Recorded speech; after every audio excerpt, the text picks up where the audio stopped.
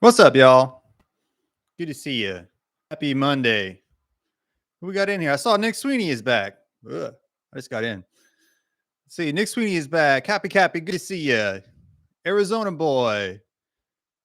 Almost 900 views in 2 hours. Oh, that's huge. Arizona boy just had a short blow up. Let me see, man. I'll post that. I'll post that before we leave. I don't have it up right now. How many? You almost got 900 views. Wow, dude. Man, my hair is always all over the place, guys. What are you gonna do? Dang, that's really good, man. That's not really good. That's awesome. That's great. Define. He's got Arizona Boy says, I accidentally posted a short and it got, I'm absolutely shocked at the traction it got. Engineer says define traction.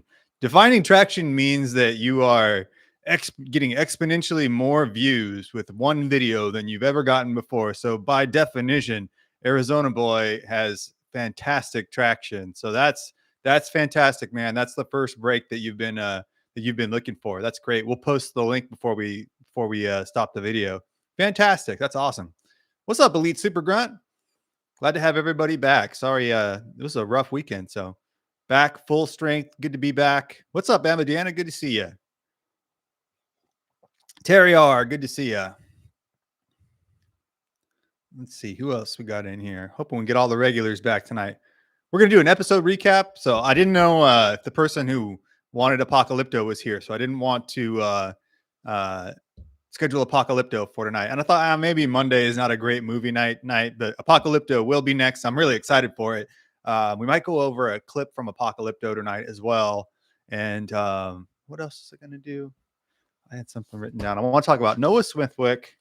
I want to talk about a little bit about Bigfoot Wallace and take a poll with you guys on Bigfoot Wallace and talk a little bit about Bigfoot Wallace's captivity because it's something I didn't get to fit a lot into the episode. I just got the Bigfoot Wallace episode written, so I'm doing the pictures process for it. I should have that hopefully done tonight by the time we get off tonight. So all that to say, another episode is coming very soon. We're back on a roll of getting a couple episodes out a week.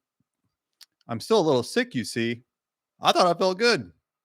I wasn't even sick. It's like it's a brain thing, a neurological thing. So I wasn't even, I knew Bamadiana was going to be back. And I was like, I'm going to have to explain this to some degree. No, I feel good. Just need a haircut still. It's getting a little ridiculous. I've had some people comment and it's like, your hairstyle is wild. And I'm like, well, it's not a hairstyle. I just haven't gone and gotten I don't have this light on. 1 second. There you go. I was like, what? I thought the lighting looked weird. I guess I haven't done these in a couple of days. You see it in my eyes. Maybe I didn't sleep well. That's for sure. Let's see.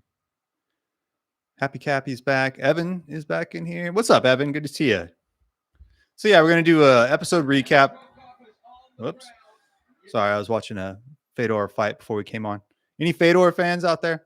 Episode recap. If you have any questions about the episode, if you haven't seen it yet, by all means, jump over there at least by the time we're done. But shame on you. But if you haven't seen it yet, go watch it. If you have, happy to answer any questions you have on it. A couple people had a question on the location of it, so we can talk about the exact location.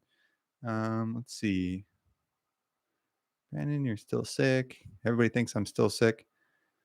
I'm going to listen, but I have to lay down. Oh, we have COVID. Oh man, that sucks. Yeah, I had that last year. That sucked. I was kind of like dubious about how bad it was going to be. It wasn't that bad for me, so hopefully it'll be. It took me a day or two, and I was okay. HOKC looks like you just woke up. You know what? I did an hour ago. I took a nap about an hour ago, so I guess that's fair. Yeah. Let's see. And I took a shower too, so that's probably why I look different. Let's see. So we'll give it another minute or two and we'll jump into it. I'm trying to get into the topic a little bit faster because some people just want to, so that's fine. I'm going to listen, but no problem. My head hurts so bad. Oh man, sorry to hear that. Hopefully it'll be a rapid recovery. Let's see. What else are we going to talk about? Yeah, I thought also there's one particular scene. Let me close some of these windows so I don't get kicked off the internet. One particular scene in Apocalypto that I thought was really interesting for a number of reasons, because it's the scene where he's running away from the Jaguar, And if you haven't seen it, it's not like it's going to spoil it for you. Apocalypto. Okay. But it's very interesting because they shot it with a real Jaguar who was trained, but I mean, you know what I mean? How would you trust a Jaguar to be trained? And the actor, I had to look his name up, but the actor had to run away from him, and you can see how terrified he is. And it's not history per se, but it really is relevant to the movie we're going to watch. And we can talk. If you haven't seen Apocalypto, we'll break down kind of the basics of it for you so that when we do watch it, you'll have a little more context for what happened and maybe at least my view on what the movie is based on and what the meaning behind it is. Nick Sweeney is back. Also, it's so good to have Nick Sweeney back. Honestly, Nick Sweeney, we thought maybe you got swept up by the feds. Something happened. Thought maybe you got one of those poison darts, the heart attack gun. Let's see. You guys know about the heart attack gun? Yeah, I didn't even want to ask where Nick Sweeney's been. I didn't want to insult him. I just thought well, he's been where he's been. But I hope you've been well, Nick Sweeney. Elite Super Grunt says going to be lurking and playing BF6 with my little bro. BF6. I don't know what BF6 is. I need to be more plugged into the video game scene. Let's see. All right, guys. So let me actually ask.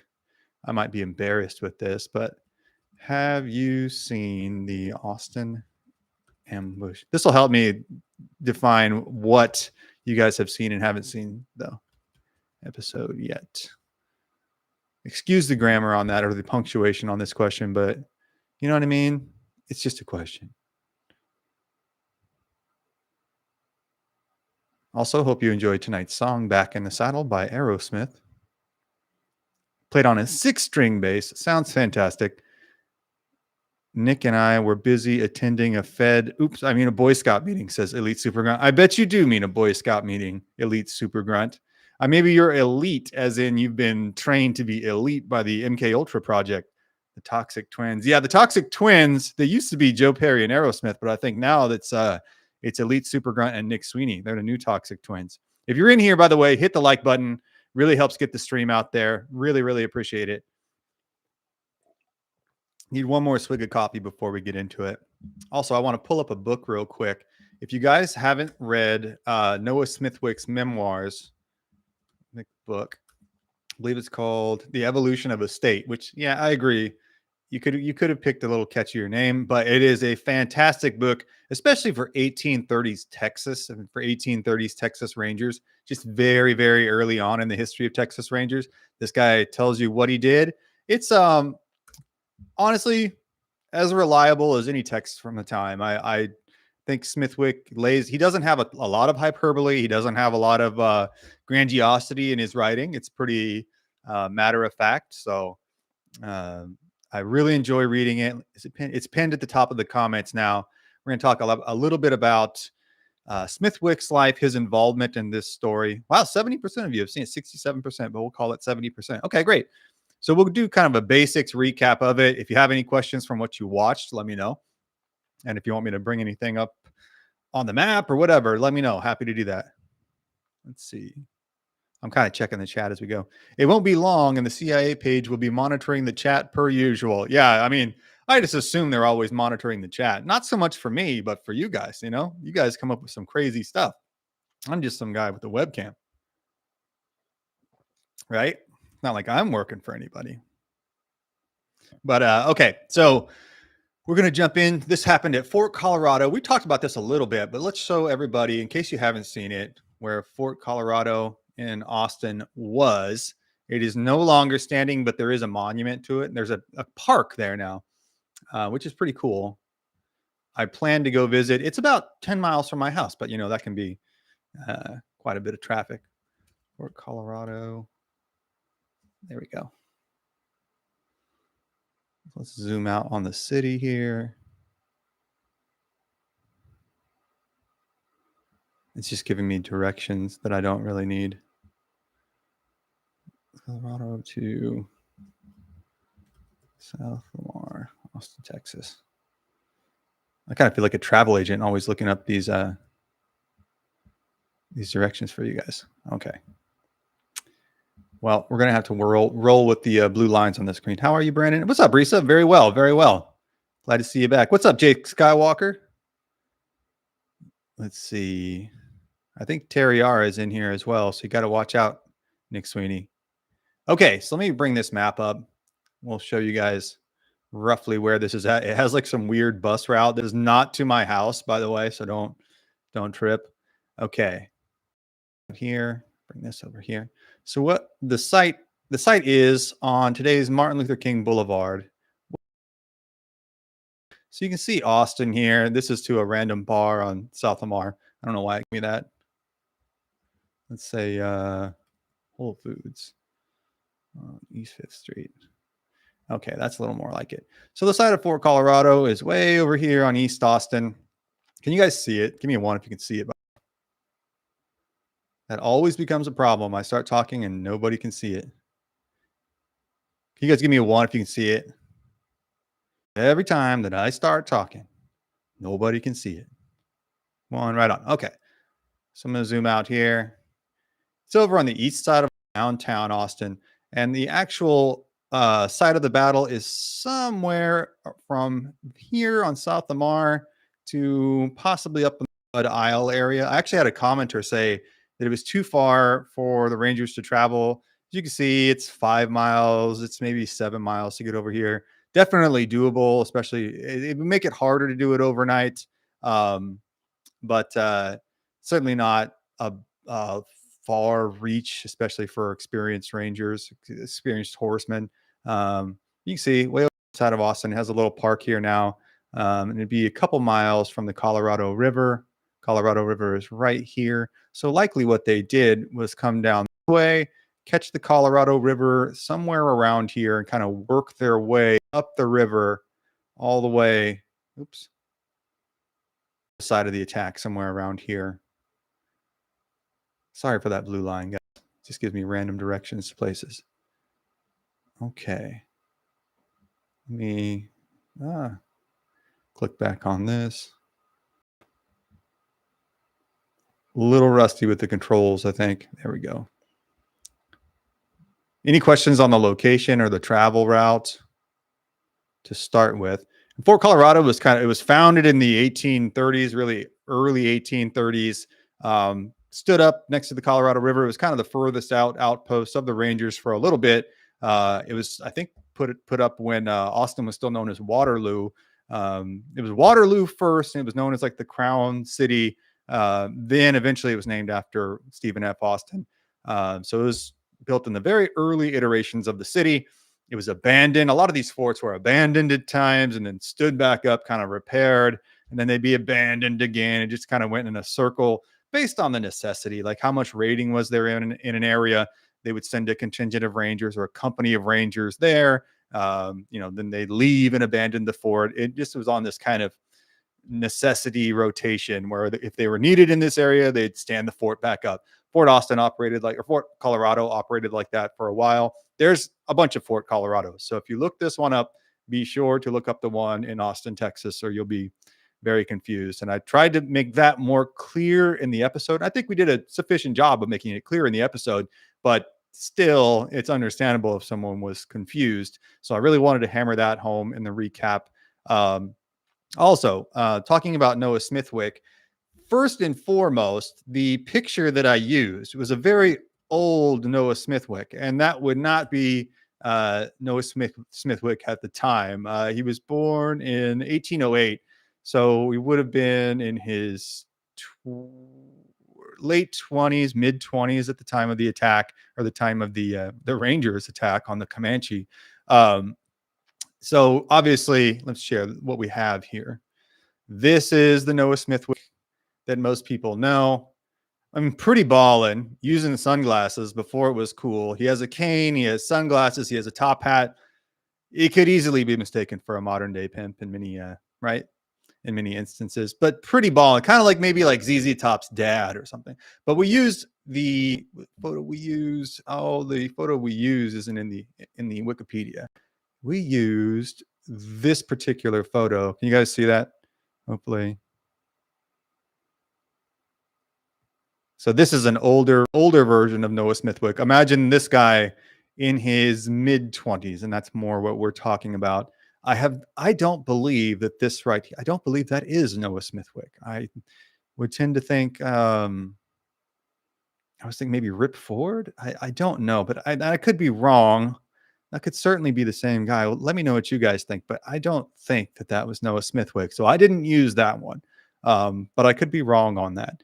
However, main point: Noah Smithwick was not that. He was not an old man at the time of the fight. But it's the only real picture of Noah Smithwick that I this and the sunglasses one, right? So I thought this was the better option. Any questions so far? Let me see, because we're going to get into Noah Smithwick's history a little bit and his book, his time with the Comanche. Rip Taylor. Yeah, that's what I was thinking. Wasn't it Rip Ford, though? No, it was Rip Ford. No, Rip Torn is the actor. I have a bunch of conquistador names in my head now, so I get a little confused with them. We got De Soto and Cortez and Ariana. Let's see. Nick Sweeney or Terry R says, yeah, Sweeney. I don't know what Terry R's got a long one, and Nick Sweeney can decipher that. Let's see. No questions so far. All right. I think, we did I figured everybody would kind of surmise that that's not actually Noah Smithwick at the time, but thought it was a good thing to touch on. Noah Smithwick, I'll leave this up for a second. Let me bring his book up. Noah Smithwick in his book, I think the most interesting part to me is probably his time with the Comanche. He actually stayed with the Comanche in kind of a prisoner exchange program of sorts. They did have periods of truce, and he stayed with the Comanche for, I believe, 3 months. And I believe in the winter, which would be a really interesting time to live with the Comanche, especially up in North Texas. Be very cold, be very uncomfortable. It wouldn't be during a hunting season for them. So you'd kind of just be like hunkered down, hanging out in the lodge for most of the time.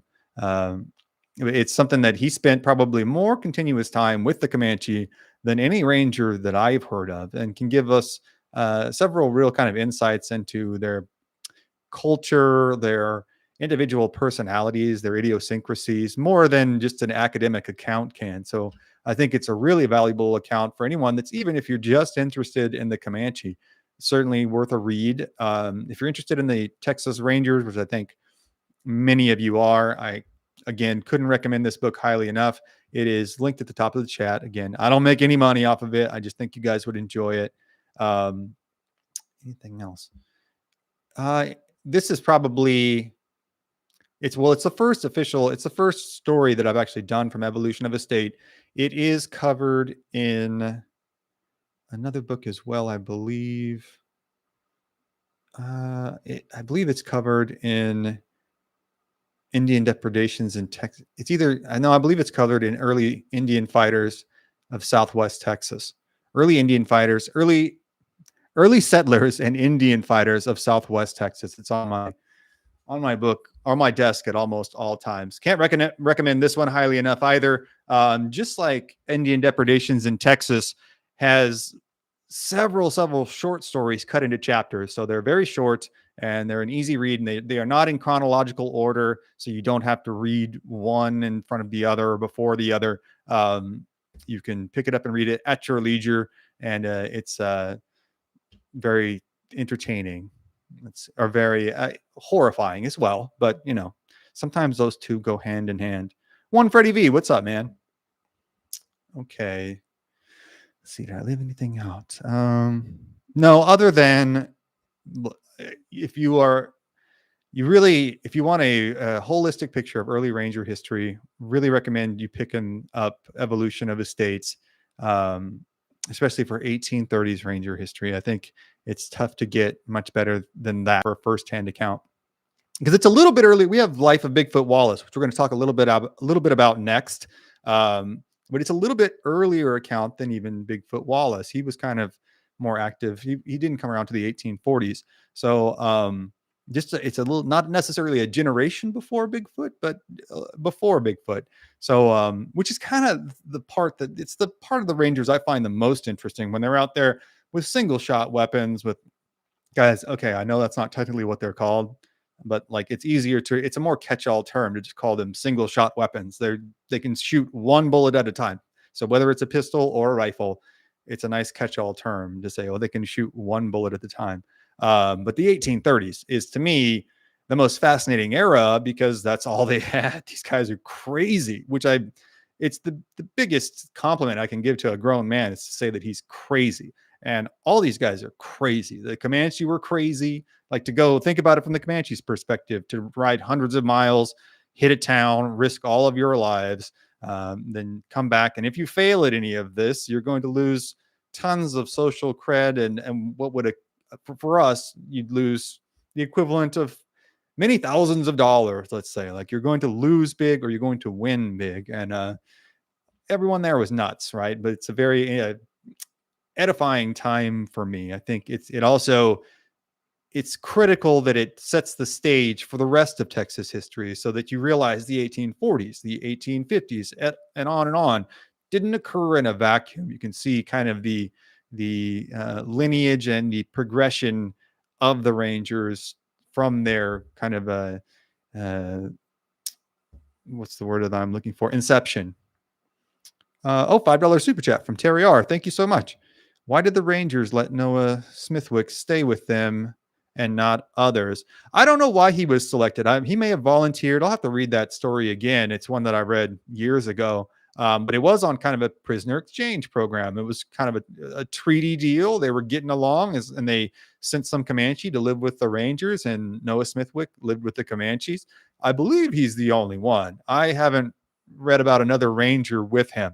I wouldn't be surprised if there were others, but yeah, he's the only account that I've got. Especially there were others who might have stayed with them. This wasn't unheard of, right? Like a truce period wasn't unheard of. There might have been others that stayed with the Comanche for shorter durations, like a couple weeks at a time or a couple days at a time.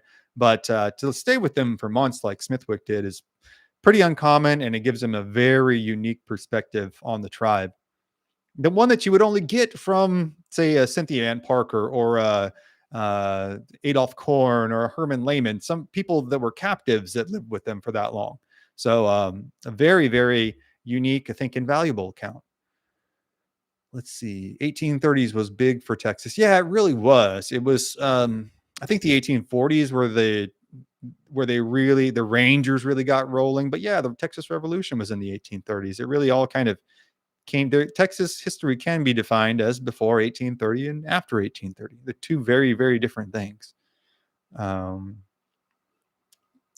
a lot of inter-chat dialogue. I like it. Intra-chat dialogue. A lot went on in Texas in the 1930s. It did, maybe the 1830s too. Well, I think you mean the 1830s, but it did in the 1930s as well. Let's see. I like the Texas Ranger stuff. Yeah, it's our bread and butter. That's probably the thing that I've been the most interested in, the Rangers and the Comanche, because it's just a hell of a war. It's crazy. It is for the scale of it, like per capita, for the amount of people involved in it, it's got to be one of the most vicious conflicts in American history, certainly. Why would the Comanche accept someone like Noah S? Oh, thank you, Terry R. He agreed to terms on a hostage exchange. Arizona, I went to your channel. Oh, I'll link because Arizona Boy is getting up. You'll have 1,000 views soon, man. You'll have 1,000 views on that soon. If you're already at 700 or 900 or something, you're going to crack 1,000. Make sure. I hate to break the Arizona Boy. Before we go, I'm going to give you one piece of unsolicited advice, one adult man to another, which I hate to do, but I'll do it anyways before we get off here. Let's see if there's any questions I'm missing. Yeah, if you have any questions on Smithwick, any other questions on the episode, was there anything else I wanted to clear up on the episode? I don't think so. I think that kind of covers everything that I wanted to fill the gaps in on. I'm wondering how they had the attention span to deal with all that was happening in the 1830s. I don't know. That's a good question. It kind of happened fast, didn't it? And then a lot of the Rangers in the 1840s seem to have gotten there just after the Revolution, and they're like super bummed that they didn't, get in on the war and found their way to being Rangers because they really wanted to get in on the action, so to speak. It took no time to overthrow Mexico, but they fought the Indians for hundreds of years. That's a great point. Yeah. And you might say the same about America as a whole. Like the American Revolution took a long time, took way longer than I think people realize. But it took I think 12 years until wait, no, 17, 17. Yeah, it took a long time. I forget exact, but a lot of years, right? Several years. Somebody can tell me in the chat. Um, but it didn't take anything close to as long as it took the European powers to uh, subdue. I think it's kind of yes, to win over the native tribes of the East all the way to the Ohio's. It took centuries. And I think that's kind of the overarching point in a lot of ways of a lot of the tribal stories that we tell, because it's just like, man, these people had very, very little in the way of weaponry, very, very limited powers in terms of personnel. They had very limited. You might have a few thousand warriors from one tribe compared to hundreds of thousands available men in America, let's say, and they held them at bay for centuries. It's amazing. Did you get my super chat? Oh, I'm sorry, I didn't see it. Well wishes for Cappy, absolutely. Oh yeah, Cappy has COVID, so everybody pray for Cappy. We're pulling for you. Hopefully, it'll be over soon. It wasn't fun when I had it. It sucked. Nick Sweeney. Nick Sweeney is not being ignored. Nick Sweeney could never be ignored. He refuses to. It's impossible to ignore Nick Sweeney. Let's see. Nick Sweeney is a menace tonight. He's back in full form. Masters of asymmetrical warfare. Yes, absolutely. Absolutely.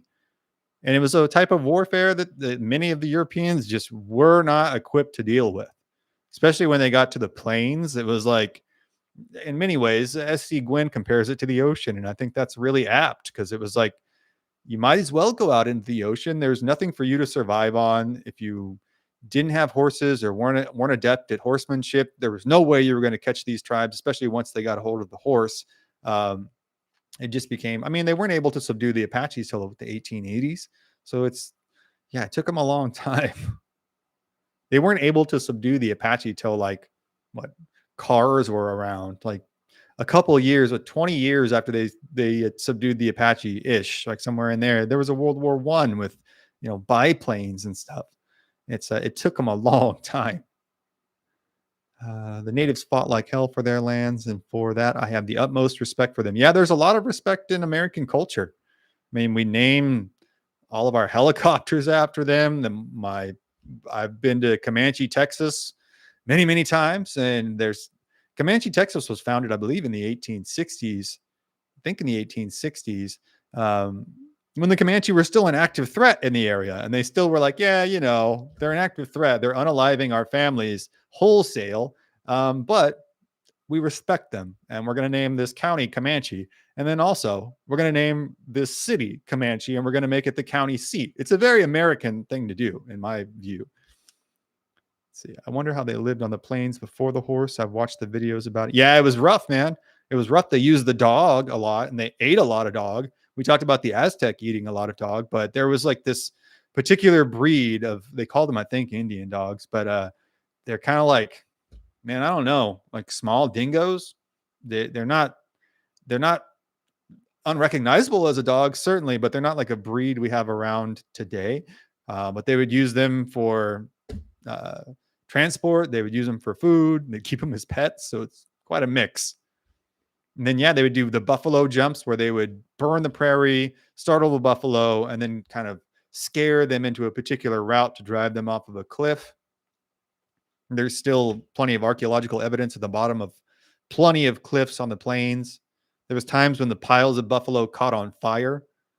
I don't know if you've ever been around a dead animal lit on fire, but it's a nightmare. I can't imagine hundreds of buffaloes. When I was little, for my aunt's birthday one time, there's a dead cow out in the field. And so for whatever reason, my family decided like this would be a good time to burn this cow. I think it was stinking, but I don't know what the rationale was really behind burning the cow, but I was a little kid and I was like, let's do it, And so we went out there and we put a bunch of railroad ties on this cow. It was dead. Okay. It'd been dead for a while, but I think they soaked in kerosene or something, and it just went up. It went up, but it burned and it burned and it burned. It had to burn for 24 hours, and it stunk for a decade. a solid decade. It stunk for a decade. So I can't imagine what a bunch of buffalo would be like. Let's see. I did want to ask you, Brandon, in the video you mentioned they were ballsy enough to light a fire outside of the fort. Did that type of situation last long? I don't, what do you mean by last long? Like, did they repeat it? Because even then, like they spotted the fire from a ways away. But if you're here, if like that's kind of why I wanted to show the location on the map. It's all just hills and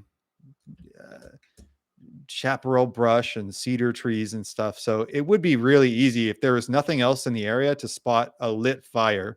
You could spot it from quite a ways away. And they had a spyglass as well. Did that type of, or were they just done with having that much ego and started? Oh, did the Comanche do that again?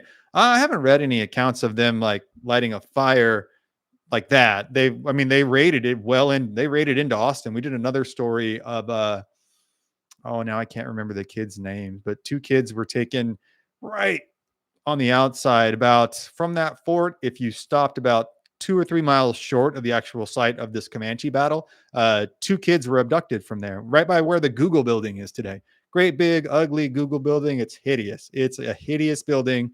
I heard they just opened the top floors up for residential. You couldn't pay me to live there. That's an eyesore of a building. It's gross. But right next to there, these two kids were kidnapped and they were gone. One of them was unalived, like a couple miles away, right where the capital of Texas and Farm Road 222 are, which means nothing to you if you're not here, but like a couple miles away in kind of a country club area now. No, just when this went on for decades, it was horrific. It was horrific. But no, I don't have any other accounts of them camping and then lighting a fire. It seemed like that behavior changed. Our old LaSalle ran great. I had a Buick, man. It ran great. It ran great for a long time. Tricking people with 20 minutes long shorts. It's not 20 minutes long, is it? You can't. It only goes up to 3 minutes. Was the episode? I'll ask this real quick, Arizona boy. Was your episode so short, under 3 minutes, that it just uploaded it as a short? Because if it's under 3 minutes, it'll automatically upload it as a short. It's the best thing for the channel. Oh, it's huge, man. It's huge. It's huge. It's the break I've been hoping for you to make. And now it'll be one big break and you can just run with it. Let's see. When is Man Bear Pig wants to know when the next movie night is. Yeah, I need to find out who requested Apocalypto. Was it Elite Super Grunt? Was it you, Elite Super Grunt? Or maybe Artemio. Artemio got a movie pick already, though. Who requested Apocalypto? Because I just don't want to play it without them being here. Because I felt bad. We did that twice, and I was like, oh, man. I don't know if I can avoid doing that. I like the person to be here. If so many places in Alabama are named for DeSoto, they should name some places in Texas after the Comanche. Yeah, they didn't just name one place. They named the county and the seat after it. And the Comanche mascot is the Comanche Chiefs, I believe. It's the Chiefs or the Indians. I'm pretty sure it's the Chiefs. So now every time you go there during football season, you'll see signs up say like, go Comanche Chiefs, go Chiefs, go Comanche. It's Comanche Chiefs or Indians or something. And it's like, go Comanche. And it's like, man, 150 years ago, that'd be unthinkable here. Like that would be, unbelievable that you would cheer for the Comanche. But now it's like it's become their whole the newspaper is called the Big Chief. It's a very American thing, you know what I mean? It's like take your enemy, respect them, and then name something after them. Arizona is the video. Got it, okay. I didn't intend for it to be a short. I'm sure what happened was that you just uploaded a video that was short, under the 3-minute limit, and it uploaded it as a short. That's just what it'll do inherently. Love your vids, big dog. Thanks, Bad. If you're talking to me, thank you. If you're talking to Arizona Boy, thank you for Arizona Boy. Arizona, that makes me so proud. I'm so proud, so happy for Arizona Boy. It's a big break. It's a big break. Let's see. Hey, who are you calling European? I will remind you, we left the EU, then we were pushed out while we shuffled away. Then we're talking about the UK. What's up, Surrender Monkey? Good to see you, man. Let's see. Any more questions on the episode? That's a good question. Badman says he's talking about me. Well, thank you, sir. I appreciate it. Let's see. All the kids used to have a big chief tablet. I don't know what that means. Let's see here. Yeah, any more questions on the video? We'll talk about Bigfoot Wallace real quick. I'm going to ask your guys' opinion on Bigfoot Wallace. Wait a second. 75% of you haven't seen the episode. Shame on y'all. Go watch it as soon as we're done with this. It's a good one, and it's like 15 minutes. It's like, I think, right in the sweet spot where it's long enough to be really interesting, but not so long you got to spend your whole afternoon on it. Arizona's last video was about my 3-time great uncle Henry Tucker. Very cool. So we got a intra-chat connection there. Lisa Arms, yes, sir. Absolutely. I mean, I can't recommend this episode. I know I wrote it. I did everything for it. It's a really good episode. Really, I think everyone here would enjoy it. So as soon as you're able to after this, or you can go right now if you feel so inspired, go watch it. Give it a watch. It's a good one. Sorry, I voted the wrong way, says Terry R. Well, I think you're saying that now just to make me feel better. I think you, well, if you go watch it again, Terry R., then we'll trust you. Let's see. Sorry, Brandon, not trying to. No, that's all good, Arizona boy. Don't trip, bro. Let's see. I think I'm caught up. I'll watch it tonight. Yeah, man, give it a watch. I think you guys will like it. I saw. Yeah, thank you very much. Everybody's busy. Totally get it. But it's one that, like, I know everybody here is a fan of this kind of history, and I know you will all like it. So highly encourage you to check it out. I ain't seen much in five. Well, go recover first, Happy Cappy. Don't push yourself too hard. I think all your videos are great. No, thank you very much. This is just with 2026. I'm trying to take it up a notch higher, make it sharper, make it more and more professional. I want to make it on the level of the History Channel. You want to make it, network TV ready, but you got to learn. You got to keep doing it. You got to keep trying things. I shall go binge watch as soon as we are done here. Yeah, I think you'll enjoy it. And we got a sleep episode out. Happy Cappy. Don't forget. It'll help you sleep. I don't know how to take it when people say that my material puts them right to sleep, but I'm going to take it as a compliment. So I'm going to run one more poll, and then I'll put your channel link up, Arizona boy. I'm going to put this poll up right now, but let's talk about this before y'all vote. So the point of contention with this story is how Bigfoot Wallace got his name. Did he unalive a local chief named Bigfoot? Did he just have big feet, or is it some other mysterious option? He unalived the chief. He just had big feet. And last one, other mystery. Okay, so the story goes that Bigfoot Wallace had come to Austin, and there was a local chief. It just says Indian chief in the account, and Bigfoot in the Life and Times of Bigfoot Wallace. What's the exact name of the book here? In The Life of Bigfoot Wallace, the Great Ranger Captain by A.J. Soule.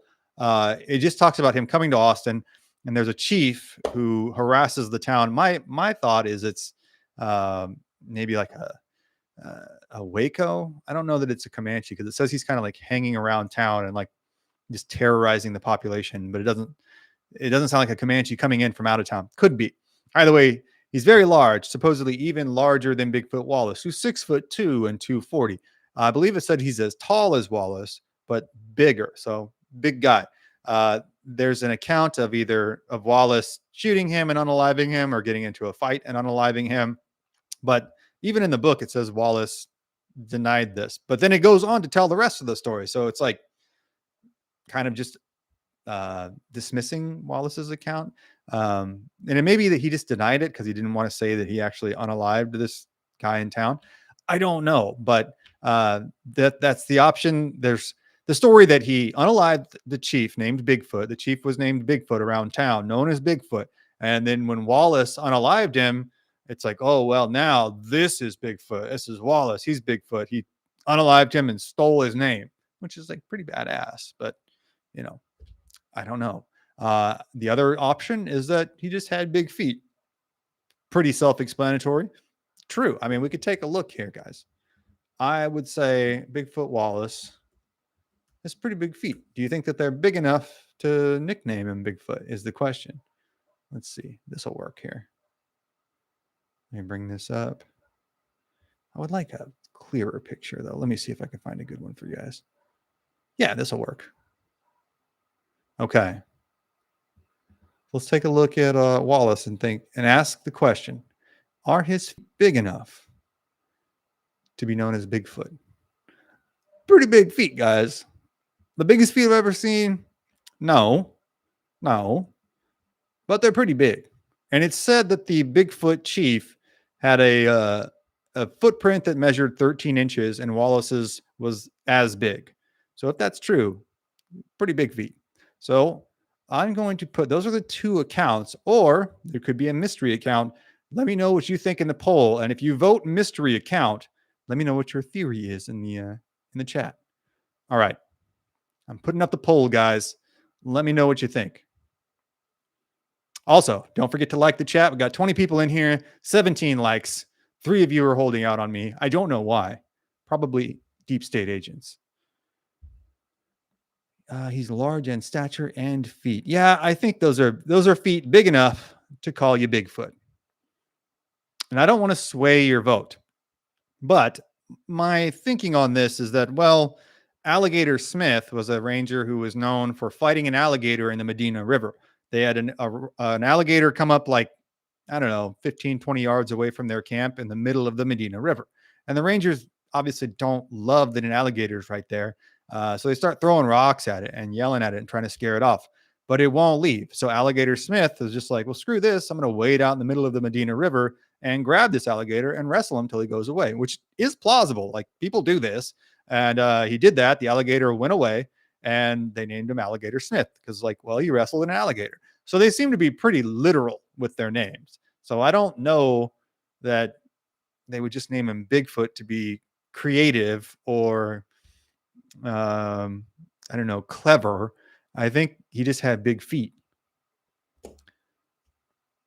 Let's see. Sorry, I forgot to like. Oh no, you don't have to be sorry. It's just like, it really does. It really helps the stream. It's totally free, and it's only takes a second, I would say.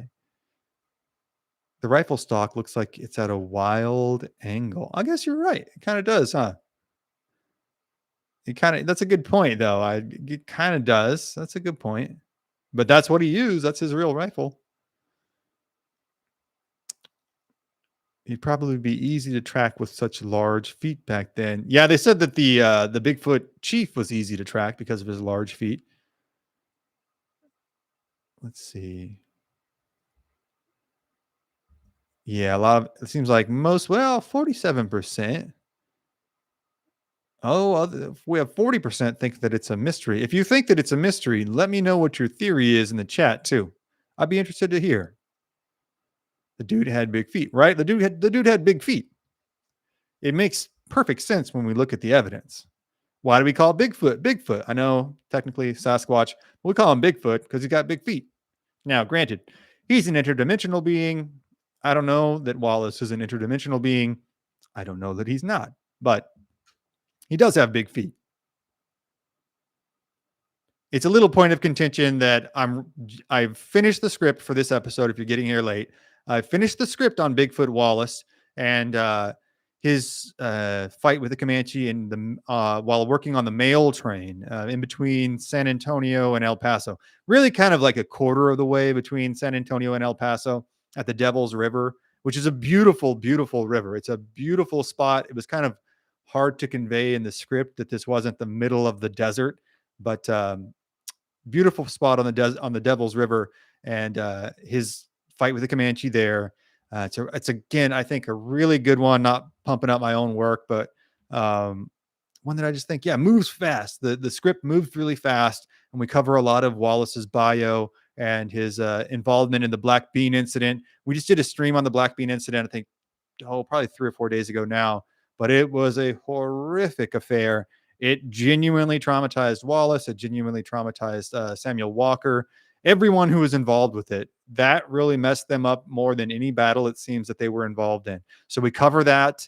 And we cover how the fight unfolded and what happened after this mail train fight. Really interesting, and has several things in it that I haven't read about before. Several things the Comanche did, a couple things that Wallace did, and a couple things the U.S. Army did that were really surprising. That's at the very end of the episode. Maybe he wrestled a Bigfoot in a river. Fair. I like that. Actually, I like that. That's probably my favorite theory I've heard. How tall was he? 6'2" is what I've heard. Now, I always give a little wiggle room with that. So maybe 6 foot, but that would put him still as a very tall man in the 1840s. Where Jack Hayes, I've read 5'5", 5'6". So this guy stands half a foot over Jack Hayes. Do you remember that episode of Andy Griffith when dude put shoes on a cow to confuse everyone? No, I'm ashamed to say I'm a huge Andy Griffith fan. Cow shoes were a thing. News to me. I did not know that. Let's see. You know what they say about people with big feet? They have large socks. That's what I've heard. I don't have big feet, so take from that what you will. But my grandpa always said the cowboys don't have big feet because they got to fit in the stirrups. I think that was his genuine theory. Let's see here. The girls all called him Bigfoot and then giggled uncontrollably. Maybe. I've read one account that he was married and had 2 sons, but then that's the only sentence that I've seen about it. And then I've read many other accounts that said he was singular. He was single and a bachelor for his whole life. Which I don't know, like no disrespect to Wallace, but it doesn't look like he's much of a sweet talker. Oh, the bootleggers wore the cow shoes. That's what I've heard about that. So they couldn't be tracked. God bless the bootleggers.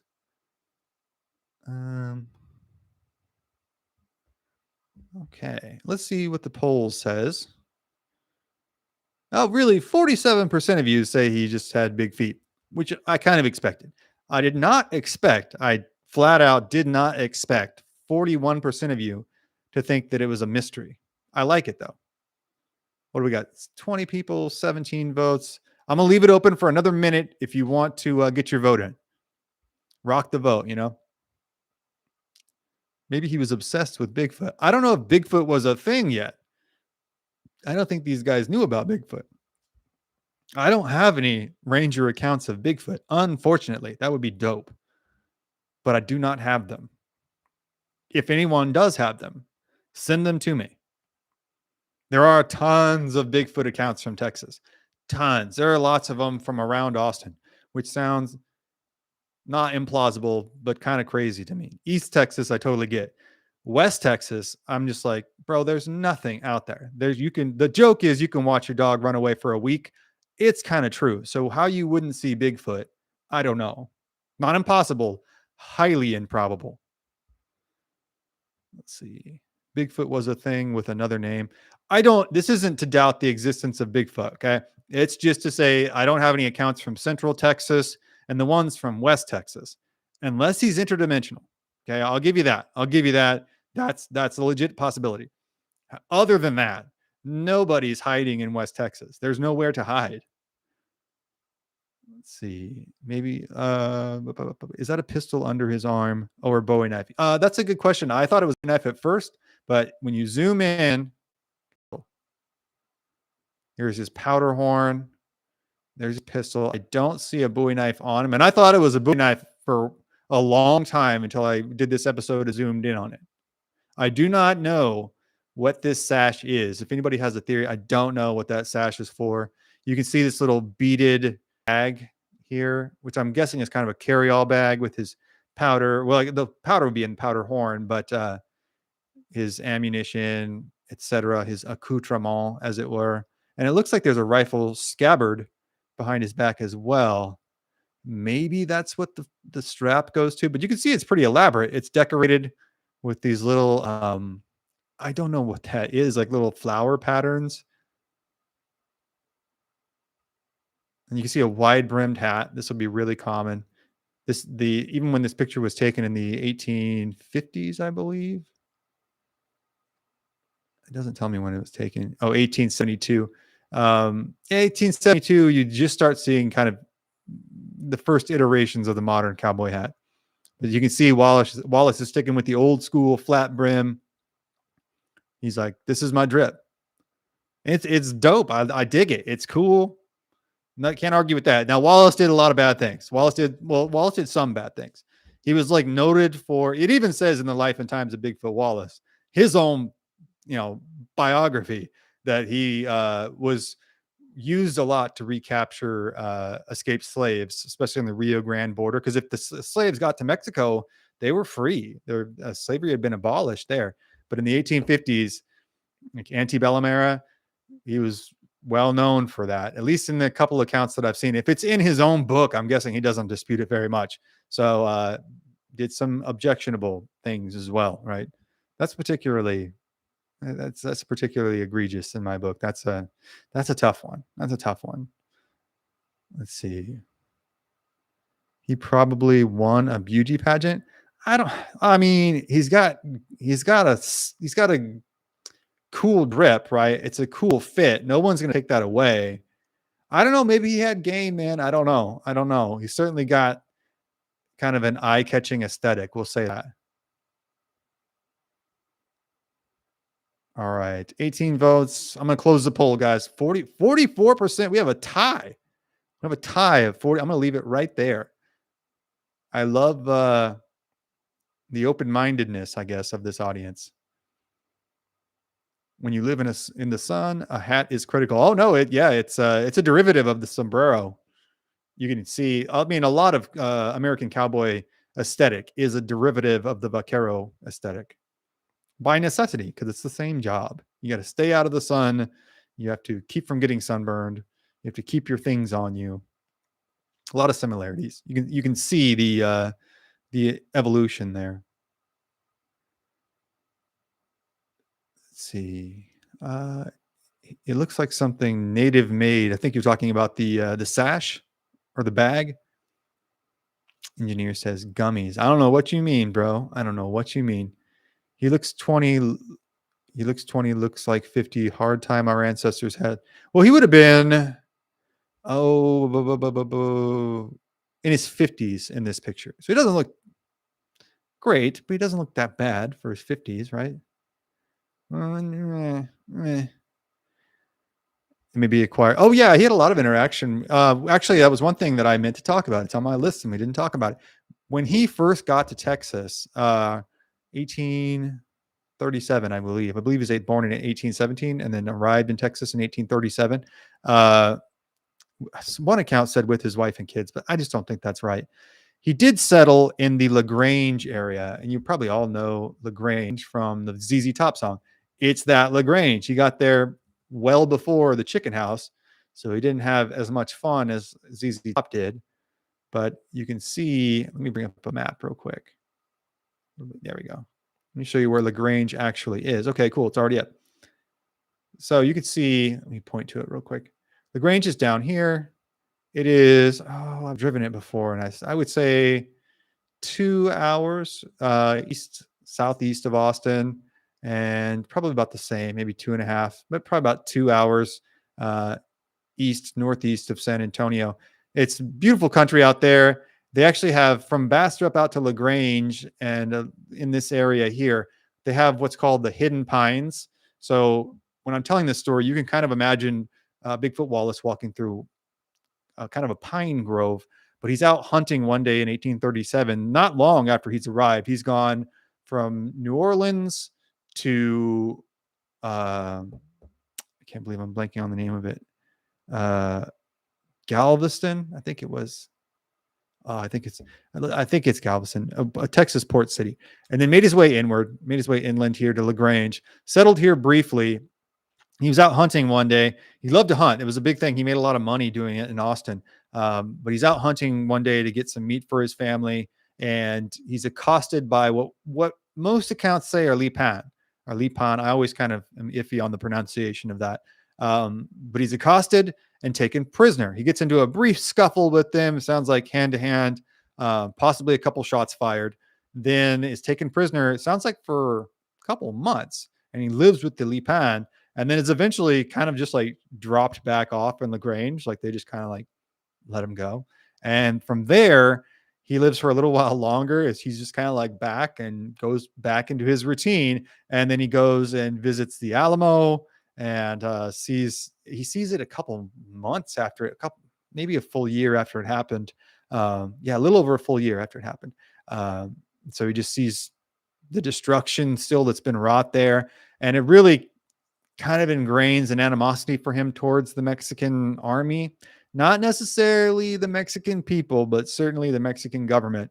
And then that kind of is the impetus for him getting involved with the regiment that went to Mier and was involved in the Battle of Mier.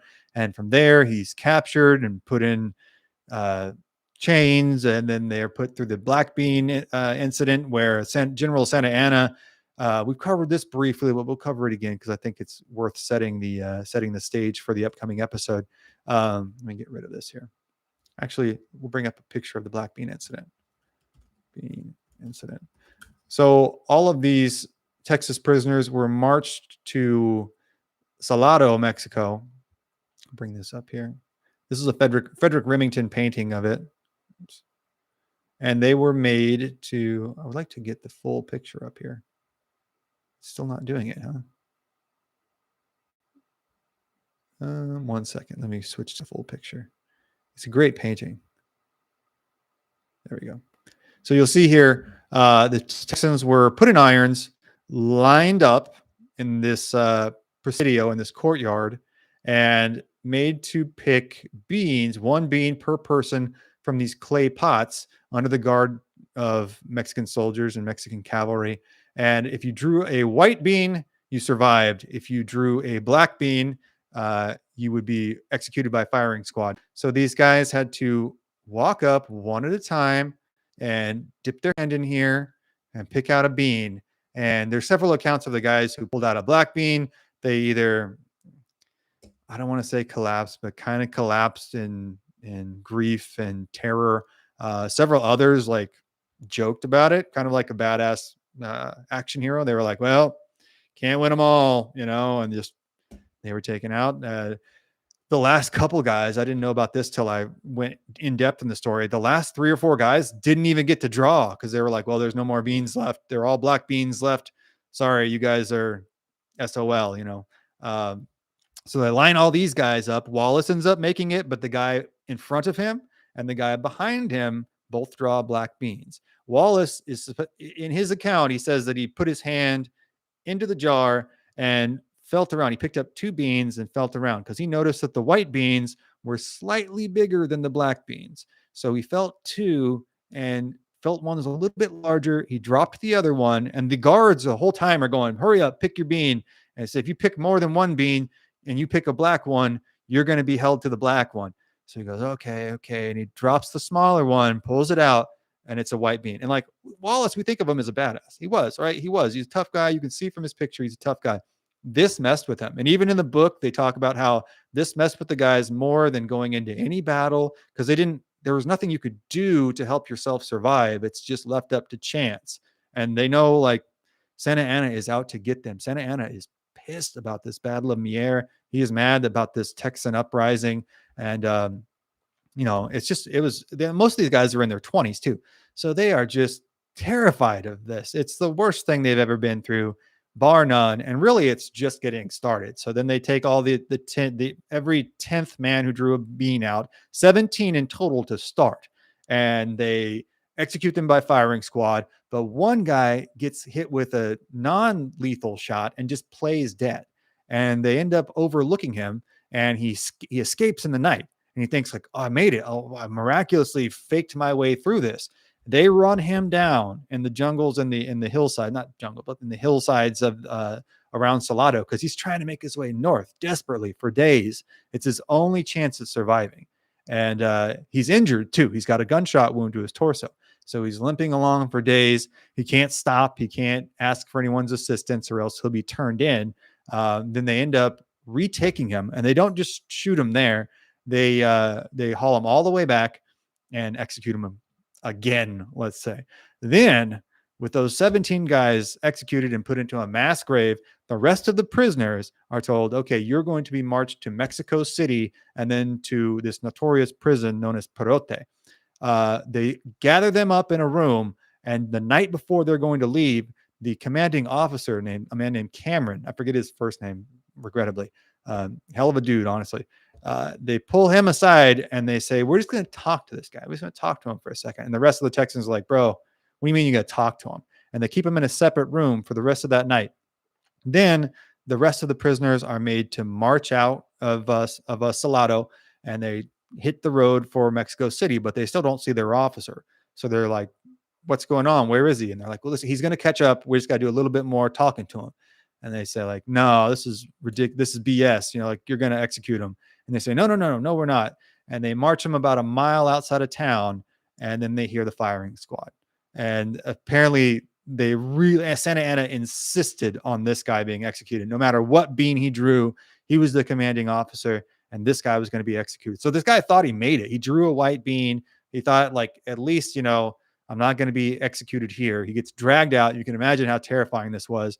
And his last words were, tell my friends I die with honor, which is like, bro, these guys in the 19th century seemed like they had like thought out what they were going to say if they ever had to stand in front of a firing squad, because they all have some pretty ballin' things to say.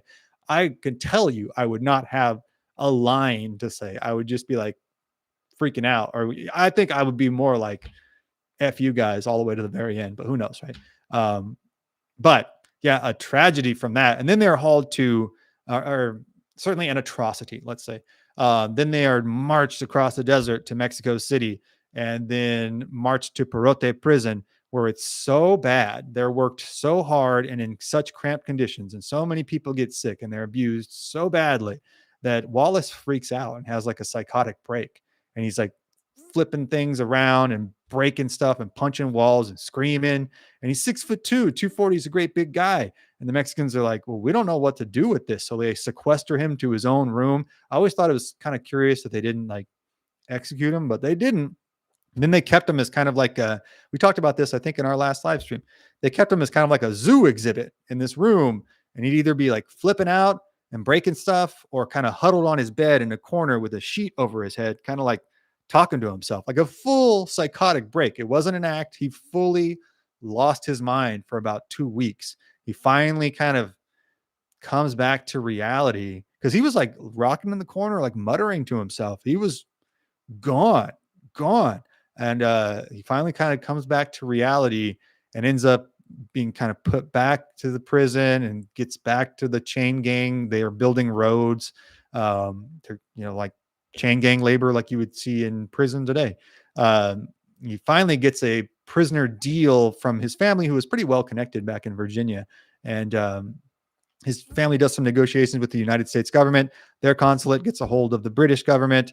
They negotiate, and eventually Wallace and 3 others are let out of Perote prison, and then make their way to Veracruz to catch a boat back to New Orleans. But when they get to Veracruz, they are under a yellow fever outbreak, and the whole town is just wrought with yellow fever. So the Texans, Wallace and these 4 other guys, kind of hang around on the outskirts of town, hoping to not get infected.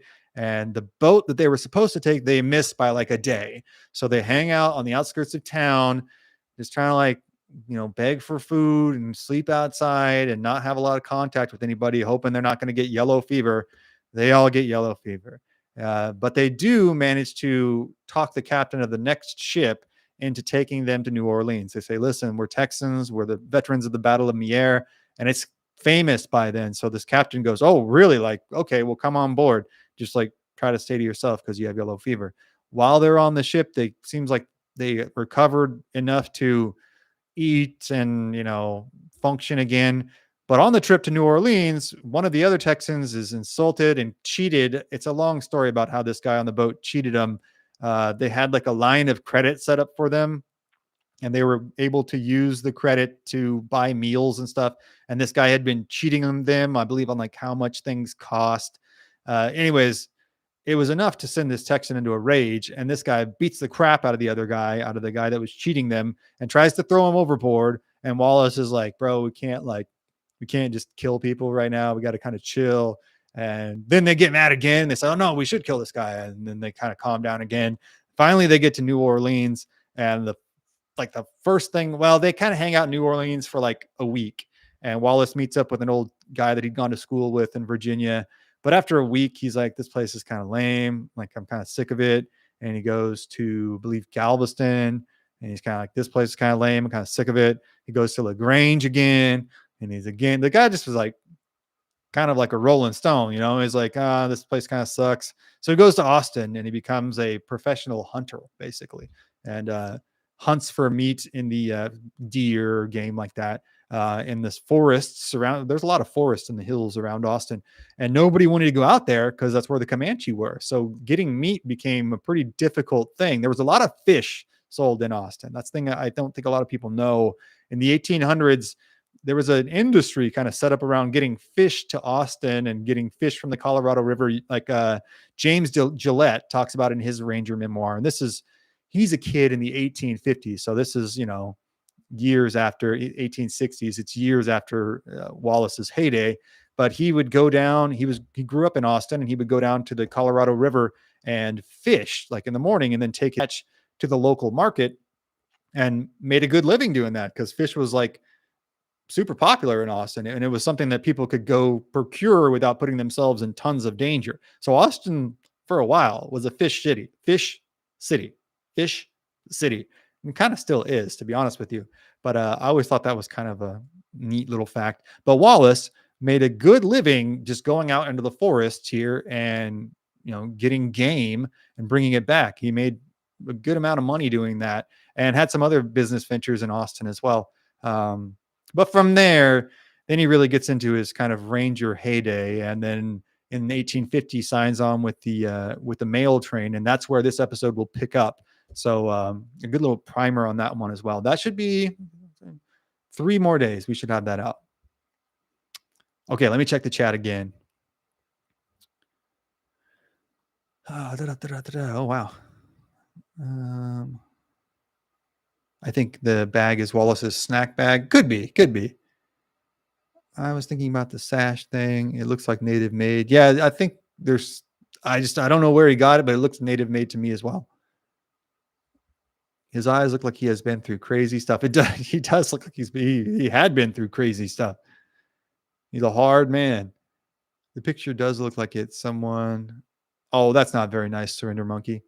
There's a black bean seen at the end of Dead Man's Walk that shows his unaliving. Oh, I didn't know that.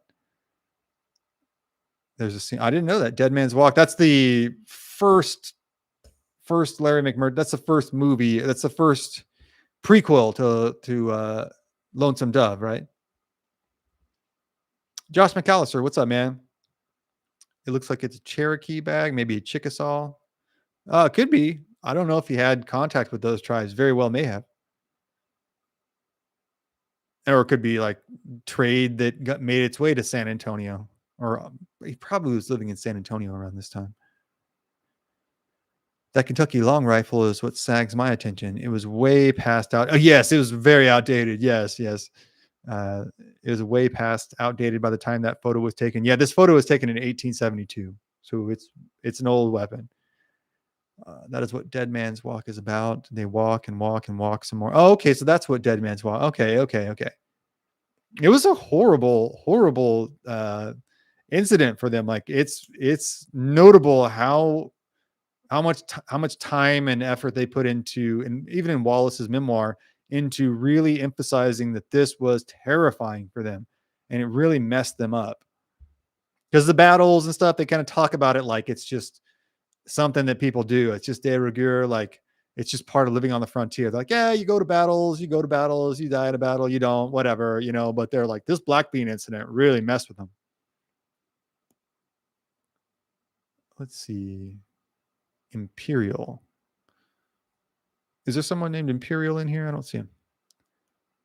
I've been in my fair share of sketchy situations, says Arizona boy. I'm over it. I wouldn't want to face that stuff. No, that would really mess with me, man. Got a lot of people saying the Dead Man's Walk covers this. Okay, okay. I was unaware of Dead Man's Walk till y'all informed me. Uh, Yellow fever was awful. It sounded bad, man. It sounded bad. It sounded real bad. Let me see. Yellow fever. Let me see if I can get a. It's a viral disease transmitted by mosquitoes, causing initial flu-like symptoms such as fever, headache, and body ache. While most people recover, about 15 can develop a serious form of jaundice, bleeding, and organ failure. There is no specific treatment, but a vaccine provides lifelong protection and prevention involving avoiding mosquito bites. Yeah, well, ain't no way to avoid mosquito bites back then, I guess. Let's see. Was yellow fever is worse than oh, I probably shouldn't say the C word here. I didn't think about that earlier. It's worse than the big C though, huh? Josh McAllister says, I have to say that Dead Man's Walk is my favorite. Really? Okay. We watched the entirety of what's the one we watched, guys? I'm kind of forgetting. 6 hours of it though. Covered it in depth. All three Southeast tribes were in Texas, Arkansas, and Oklahoma by the 1830s. Yeah, no, I'm just saying, like, I don't have any record of his contact with those tribes, but I agree, 100% agree. He could have known them, he could have not known them, and just picked it up at a market. A million different possibilities. Very possible, yeah, very possibly traded for it or bought it. It's a bag that woodland Indians called a possible bag by frontier. Yeah, a possible bag meaning like it's kind of like a bug out bag today. Like it has everything you need if you got a bug out. Yeah, I've read about that. A possible bag, though. Honestly, this sounds kind of better than a bug out bag. It sounds more aggressive. It sounds stronger. Like this is for anything that could possibly happen, not like, oh no, I got to run away. Here's my special runaway bag. This is my special runaway bag for when I have to run away because danger scares me. I'm just kidding. Let's see. Uh, it's a purse. What's up, Indian Wildcat? It's a Prada. Let's see here. There's probably a lot of women over in Westlake that would pay a couple grand for a purse like that. Country chic is very in right now. Bunch of guys wearing their cowboy hats backwards. You should be arrested for that, by the way. You should literally be arrested for wearing your cowboy hat backwards. You should be put in jail. I'm not kidding. Put them in jail. You don't have a runaway bag, lock them up. Yeah, true. If you don't have a runaway bag, lock them up too. Let's see. It has wait. It has a pair of Sonic shoes on it. I don't know what that means. I think I'm caught up. And is there anything else? Oh yeah. Before I get out of here, let's take a look at if you have any more questions on Bigfoot Wallace, hit me in the chat. More than happy to answer them to the best of my ability. But I also wanted to show you guys this clip from Apocalypto, not because it's not because it's terribly historically relevant, but I think it's a great scene. It's really cool, and you know, what am I trying to say here? It will set the scene nicely for the movie. Apocalypto Jaguar.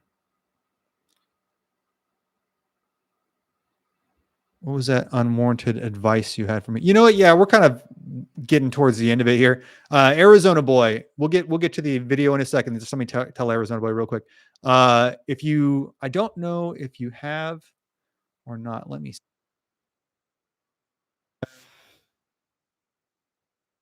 I would just link another one of your videos. Yeah, dude. 3 hours ago and 870 views. It probably is more than that for you because it counts the views a little slowly for the public.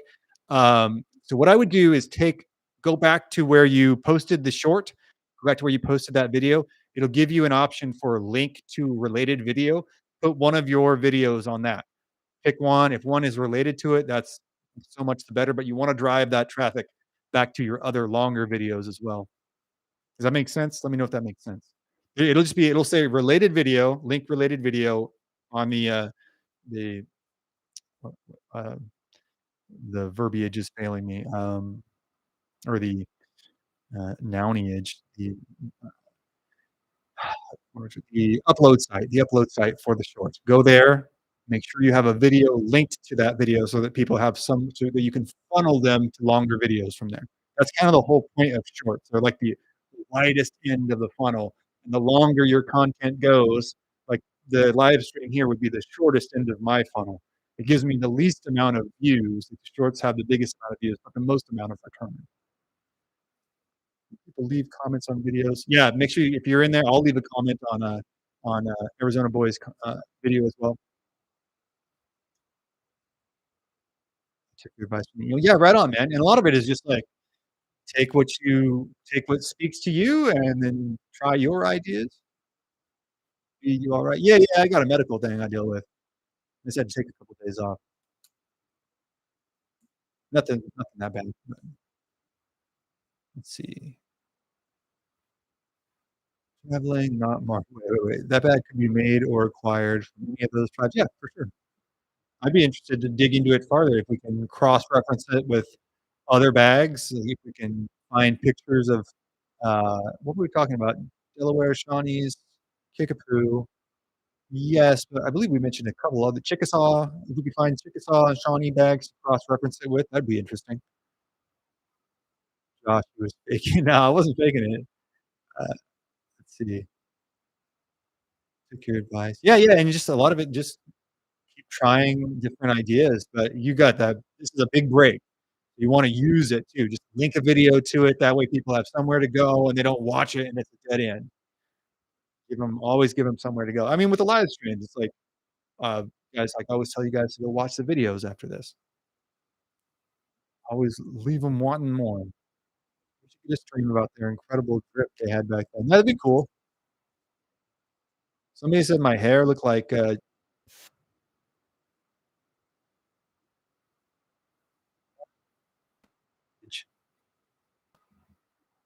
little skippage. Brandon, you look like you need some more cold medicine and Tylenol. Thanks, guys. I feel like I'm here. I feel fine. I wasn't like sick at all, so like I don't know how to take this. Let's see. Sorry, man. No, it's just totally fine. It's just funny. Let's see. Yeah, I got a neurological thing. So I guess so. Like it's not. I wasn't sick. Let's see. We should get a stream. Oh yeah, the stream about the drip. Okay, stream. Uh, I think you know what, guys. Quick little heads up. I am gonna have to get. I was talking about my doctor today. Like, I'm gonna get those like Blu-ray glasses, some like dark ones, because apparently, like, big surprise, staring at a computer with lights on you for hours a day is not the best, I guess, for your brain. So, red face. I know the red face. I think it just because I took a shower, but like, I don't know. My friends always make fun of me for having rosacea, which I do not have. It's just this like Irish hue. It's the Irish hue. Effed in the head too. I'm effed in the brain, like, literally. I got, epilepsy, family. It runs in the family, unfortunately. High blood pressure, nope, not high. I just had it taken today. I was just at my neurologist's. Neurologist, okay. Let's see. So nothing to worry about, guys. I got it under control, but, thanks, I guess. I'll be sure to rest up, take some Tylenol. You look terrible. Oh, thanks, man. Uh, let's see. Any other questions about, Bigfoot Wallace? Let's show this, you know what? Also, let's put, Arizona Boys link to his channel. I'm gonna put that at the top here. You guys can go check this out too. Highly recommended. It's called Echoes of Us. eh, Arizona boys link.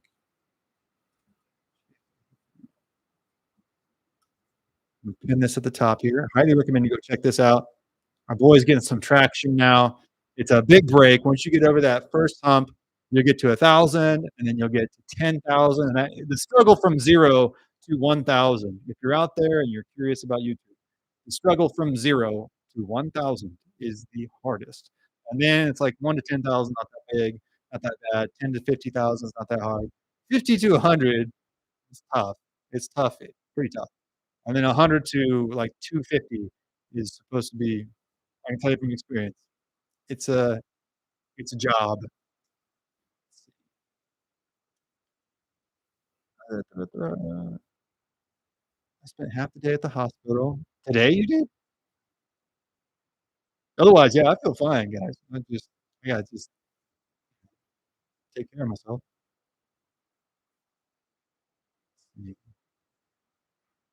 Yeah, go check out Arizona Boys channel though. Absolutely, absolutely. And I'm gonna post this in the chat. Oh, I was hoping I could find it. There's not like a short video. Hmm. Maybe I'm not, guys. Maybe I'll do this tomorrow 'cause I was thinking there was an actual scene. I thought there was a clip of the Jaguar scene.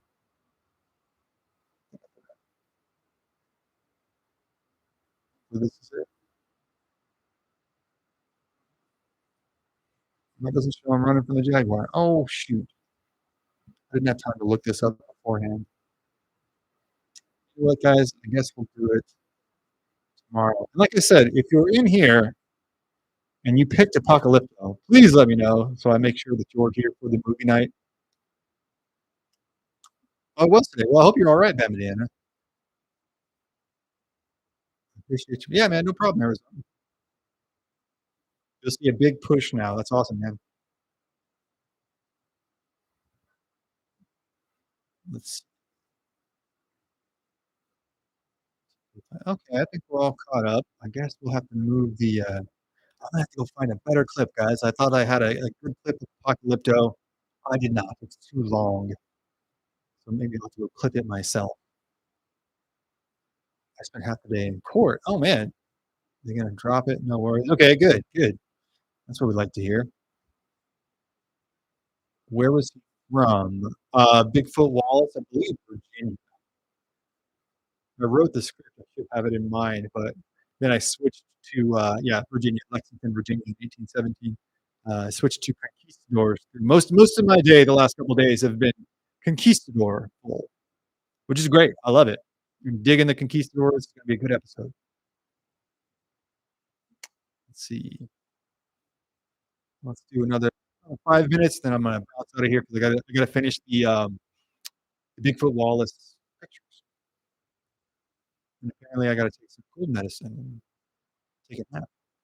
They had cool helmets. You know, the conquistadors had some drip, and they're just, like, interesting. They're not the I'm not saying they're cool guys that you wanna hang out with, but they are interesting.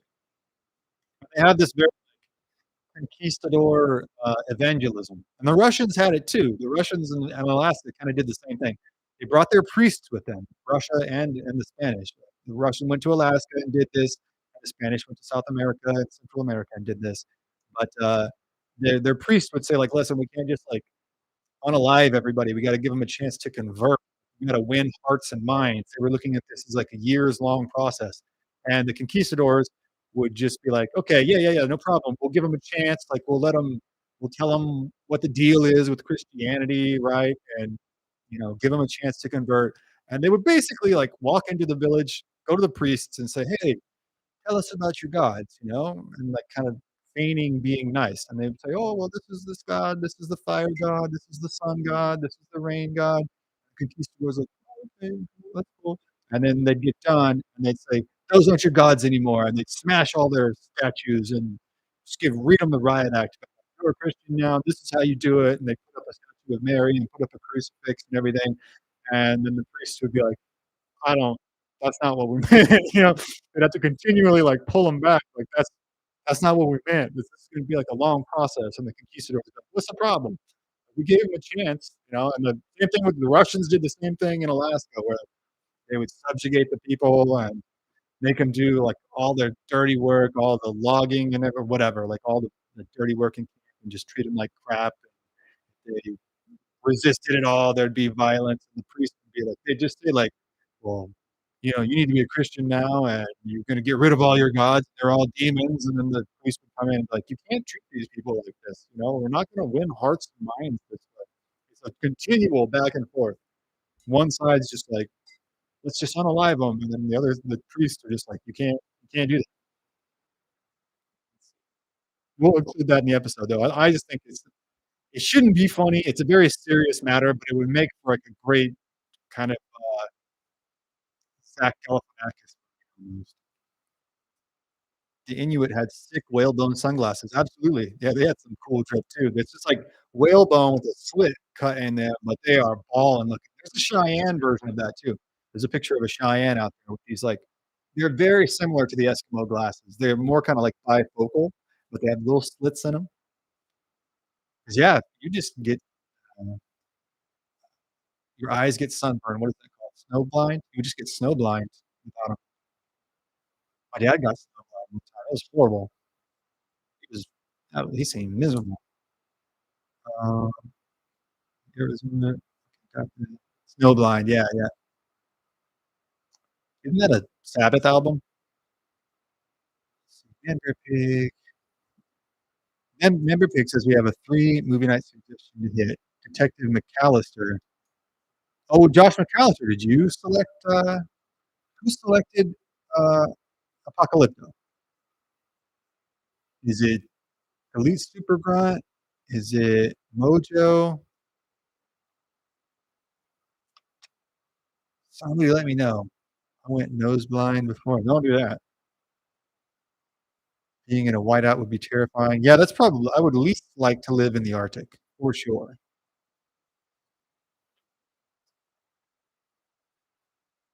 When they burned all the codexes, that was beyond left. I don't know what that means. Police around here just love man napping me. Oh, geez. Well, don't try to avoid if you can, bro. Oh, man, Surrender Monkey, your little sister passed on the 2nd of January. Oh my gosh, man. Everybody oh, man, you had a rough go of it, man. Keep Surrender Monkey in your prayers and his little sister as well. That's horrible, Surrender Monkey. I'm so sorry to hear that, man. I know you've had another loss recently as well. Man, yeah, you bought these are all good people in the chat, and I know that they'll all pray for you, which I get it, but it does something, and hopefully it brings you some consolation. There's so many stories of people with so much stuff going on. I really appreciate y'all being here, I can tell you that. Hey, life goes on. It does, man. It doesn't mean it's easy, but, we really appreciate you being here. That's for sure. God bless, but yeah, man, um, for letting Surrender Monkey know how much we love him. Thank you. Let's see. Yeah, if anybody else has any questions, we'll hit those. I think that's kinda I just wanted to recap the episode tonight. Mondays are usually pretty chill. Let's see. I'll catch up on the chat real quick, and then, go finish these pictures here. Um, okay, I think I'm caught up. Why is everyone passing away? I don't know, man. 2025, this last year, I've never had as many people pass away, and it's been rough, man. It's been rough. The things must be terrible. Yeah, there's, nothing we can say other than you're in our prayers, and we're glad to call you a friend, man. Let's see. Well, got a lot of compassionate, good people in here, we can see, so that's good to see.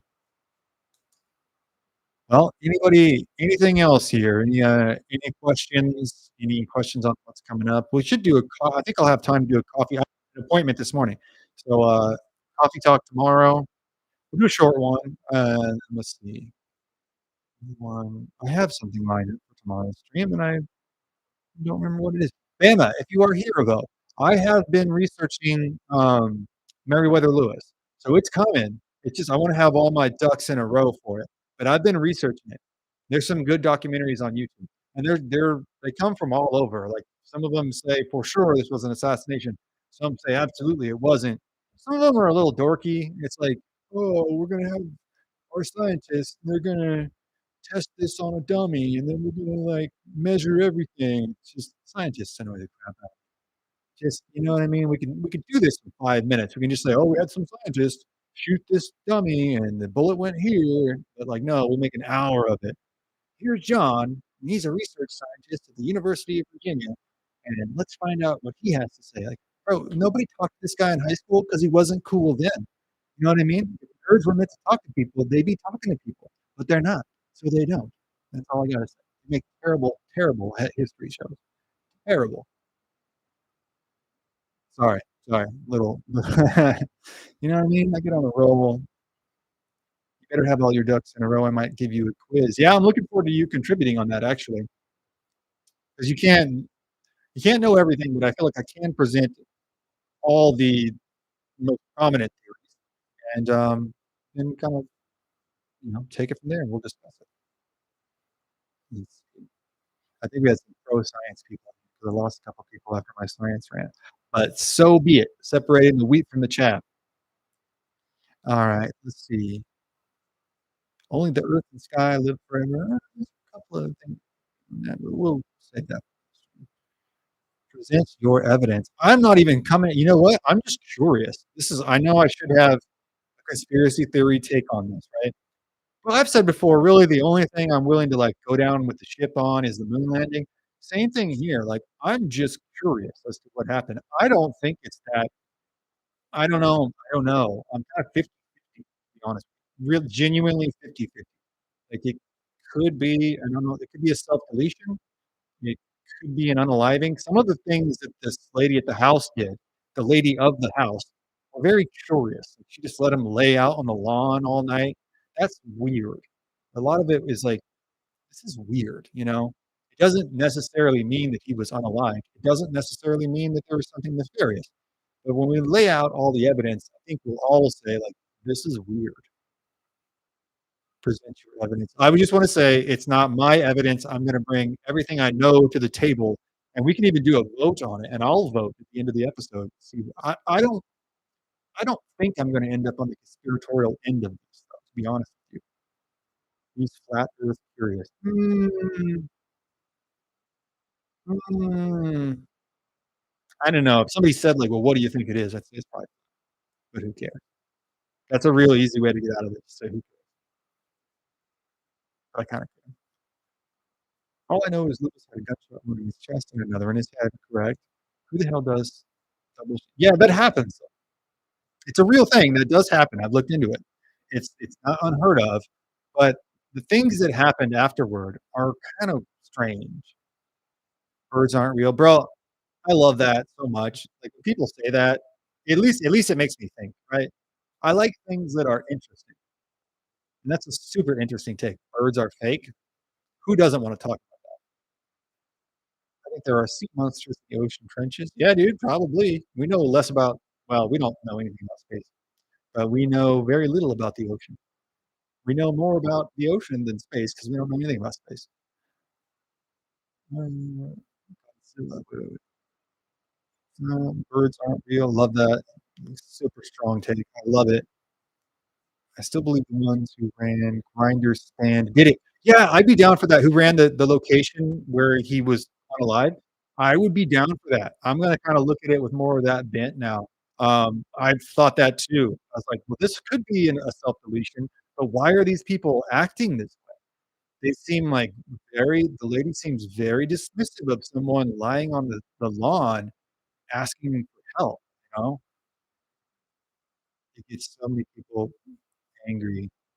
Dude, Birds aren't real, kinda. I think it gets a laugh. Flat Earth will make people furious. Bama says, "I have a bird, it squawks all the time." Bama's compromised, guys. Deep state has gotten to Bama with their birds. Those are listening devices. That is a fun one, though. Birds Aren't Real is just a barrel of laughs. It's so much fun. Maybe it's true. Maybe some birds are silent. I could see that being some birds being fake, you know, disclosure.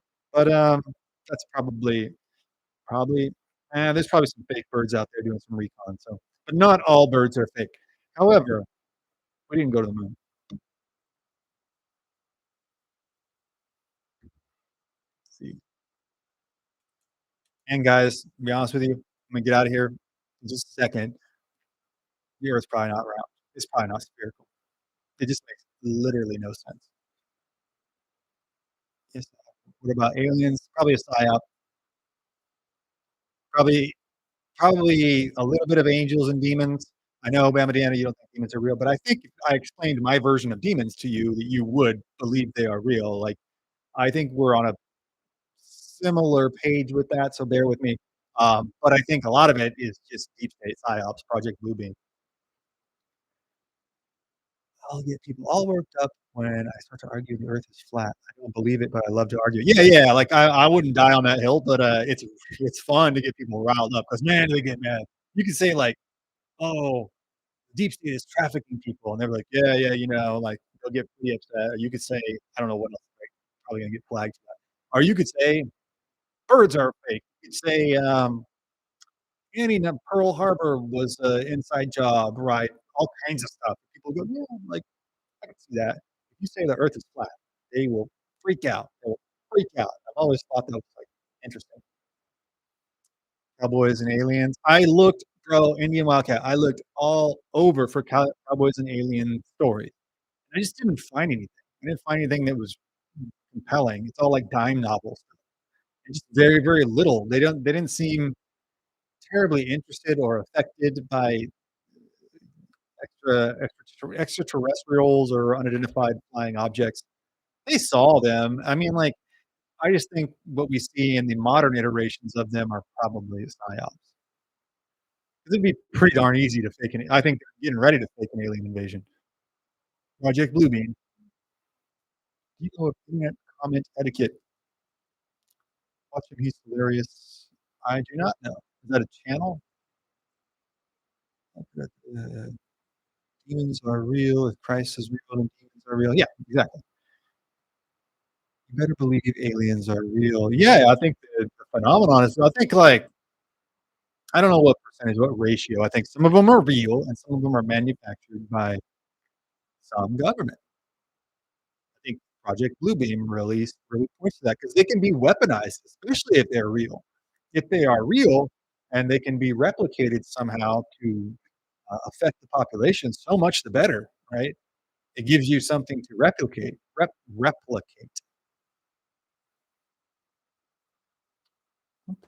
Member Pig requests is Mr. Citron. Yeah, where's Citron? And Nick Sweeney, do you remember who picked Apocalypto? It's driving me crazy.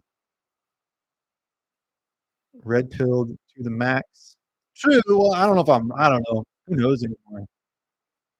I try to think I'm white pilled. I have hope. Let's see. Which aliens? Allegedly, there's over a dozen different alien races slash species out there. They are among us, they say. I wouldn't be opposed to that. Like, I don't think that's impossible either. I think the movies like Men in Black are kind of a limited hangout, meaning like it's a Hegelian dialectic where you control both sides of the narrative. So they can put this movie out and make people think that all this stuff is fake. But the Men in Black, I think there's tons of accounts of Men in Black being real, memory erasure, and also like aliens, yeah, living among us. And not that it's not impossible. It's definitely 100% not impossible. Let's say that. Beware of mosquitoes. Yeah, mosquitoes are weaponized, 100%, 100%. Food is weaponized. I say take the red pill. Good one, Josh McAllister, I like that. Not impossible nor not impossible, improbable, nor unlikely. Not at this point, no. Probably not since post World War II. My nephews who are in their late teens say the dumbest things, and I don't understand it. I don't like the 6'7". I don't like it. Like, I remember being a teenager, I've been slapped for that. No, we're not gonna do that. Truman Show messed with my head as a kid. Yeah, it's a very, like, Truman Show. I think the Truman Show is a limited hang. Truman Show, Men in Black, I'm trying to think. Oh, Independence Day for sure. They used Will Smith a lot. I think it's not so mysterious why he's fallen off and lost his mind and smacking Chris Rock.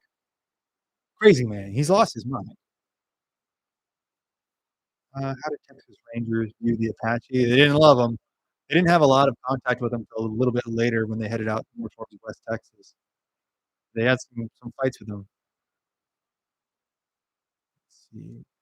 Don't confuse that with the Lipan Apache, though. The Lipan Apache, they had some fights with as well, but eventually would come to kind of terms with and use them as scouts. Placido was a famous Lipan Apache chief that, Jack Hayes was really close with. I got 2 daughters, 17 and 18. They say the dumbest stuff, like, why would they drop the C from cops?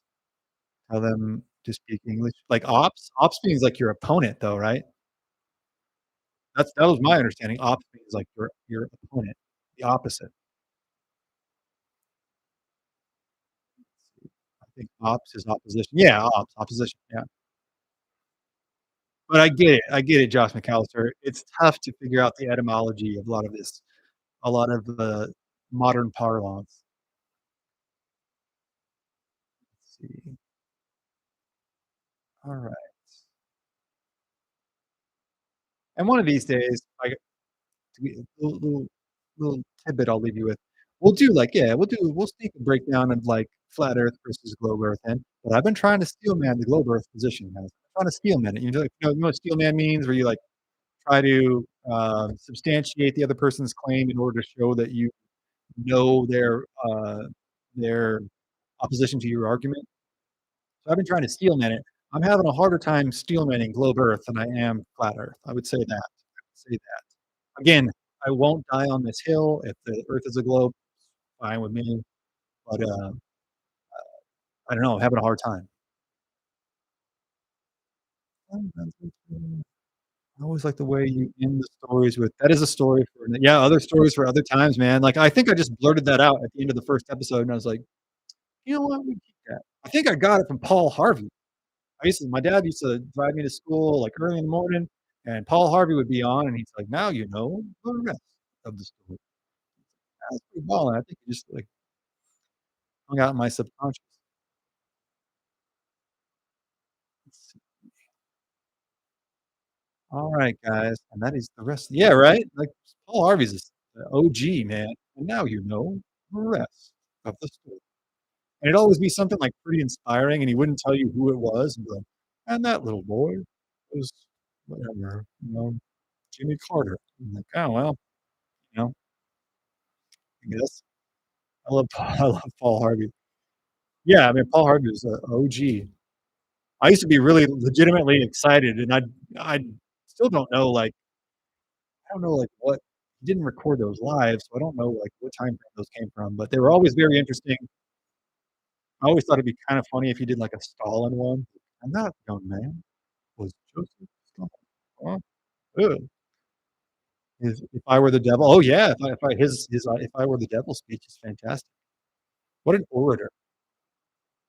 Um, okay, Detective McAllister then, I guess no one's gonna step up to own Apocalypto. You wanna see your movie instead? Yeah, I was really excited to do Apocalypto. I wish we could get somebody to own up to it. We can do it even if they we can still do Apocalypto. Can you guys hear that little mini bike outside? Yeah, let's see. Um, Cheyenne Autumn. Okay, so we got Cheyenne Autumn movie pick from McAllister. I'm gonna write that down. Excuse me. Alistair, okay.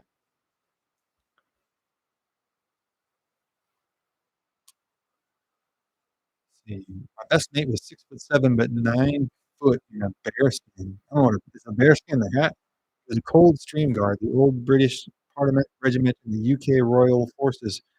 F. Cromwell. F. Cromwell is right, dude. F. Cromwell. Disgusting. Gross. If he wants to see Apocalypto, he can. We should watch it with him. Somebody voted for it. Somebody legit was like strong on Apocalypto. They really wanted to see Apocalypto, and that kind of bled into me wanting to see it. I have yours written down though. Cheyenne Autumn. Do you have things on playlists like everything recent or playlist to sleep? You get so many views if you use playlists very consciously. Yeah, they're all everything is linked to a playlist. Every episode I have is linked to probably 3 plus playlists. If you're looking for a sleep specific episode, last week I put out a 4 or 5 hour episode that's blacked out. The screen is blacked out. It's a bunch of our stories, but that way you can just put it on because I had so many people ask for that. So that's and I'll put out more of those too, and I'll put those the sleep episode is in its own sleep playlist right now. So if you click on the sleep playlist, you will have about 4.5, 5 hours of content there. But I will also release another, I will probably release a couple, maybe even several sleep episodes and put them all in that sleep playlist. No, there's a Texas Ranger playlist, there's a Comanche playlist, a Texas History playlist, a Cheyenne playlist, Blackfoot playlist, Mountain Men playlist, and every episode is cataloged in those playlists. I'm actually pretty sure it was Nick Citrone. Yeah, I'm starting to feel like it was Nick Citrone because he's the only one not here. They picked Apocalypto. Yeah.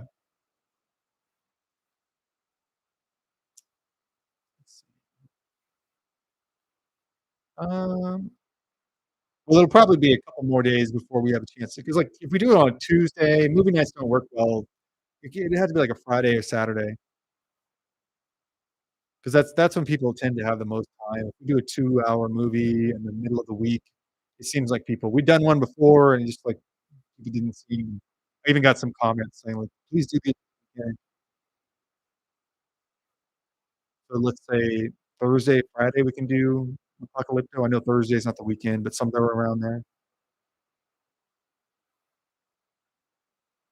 And I'm having to do sorry, this one's late. I end up having to do more uh, late night chats. That's the only time that it fits in. I have to work with my editor during the afternoon. So we might see some more late night chats for a little while. I've never seen Apocalypto. Really? Oh man, it's so good. It's like another Mel Gibson masterpiece. I don't say that flippantly. Like a legit masterpiece. Okay, we'll watch Apocalypto next, and then we'll just fit in, Cheyenne Autumn after that. Apocalypto isn't a movie, it's a film. It's an experience. Like, when you get done watching it, you're like, what did I just go through?" Like, it is crazy, and it doesn't really give you pretty much just dive right into it. It's just intense from the get-go. It is just intense, and it came out, in 2 or 3 years after The Passion, and so which I think, again, is The Passion is maybe that's a masterpiece. It has, I think, little things that many people take exception with, and I understand. Even from the Orthodox perspective, I understand. But man, come on. And then right after that, he did Apocalypto. Yeah, couldn't suggest it enough, couldn't recommend it enough. I've been doing lots of research. We have a Conquistador episode coming up. This is kind of definitionally before this is a pre-contact movie. I won't spoil it. I guess I might have by saying that, but, it sets the stage for the Conquistador's arrival. So it's a great one to cover before we get into a Conquistador episode. Nick Citron, what's up, man? We were just talking about you. You didn't get a notification. Yeah, I ran a members only stream earlier today too because I thought I only had like half an hour, but I thought, well, we haven't done a stream in a couple days. Let's start a members only stream for half an hour. But I was there for like 10 minutes and nobody was there. So I eventually just like scrapped it. But did anybody get a notification for that? Generally, I wouldn't make them members only first. I just thought like, let's like, kinda ease back into it. Seems that Mel Gibson was setting things up for a sequel. Yeah, I don't know if he was. I really don't know. He's supposed to have a sequel to The Passion coming out pretty soon. I don't know if he was or if it was like a hard out, like he was making the point that now they're here and everything's different. I hope there's a sequel, as long as Mel does it. I went to look for it, it was not. I just saw it on YouTube. There might even be the full version. I don't wanna promote, you know, I don't wanna promote piracy, but I'm just saying. Let me see. Yeah, it's up for rent. 2 hours, 12 minutes, that's easy work for us. Easy work. We've done 6 hours. 2 hours is no problem. Think about how intense a sequel would be with the conquistador dogs. Yeah, in the next episode, we're gonna talk about the dogs. We did a live stream on the dogs last week, which I think was really interesting. I thought Jaguar Paw went off to create the Comanche. I think he had some dealings with the conquistadors first. Nick Citron, Man Bear. Oh yeah, you saw that Nick Sweeney is back. Yeah, everybody was like legitimately worried about you, Nick Sweeney. We were wondering. The chat was it was all out of sorts without our enforcer here. Let's see.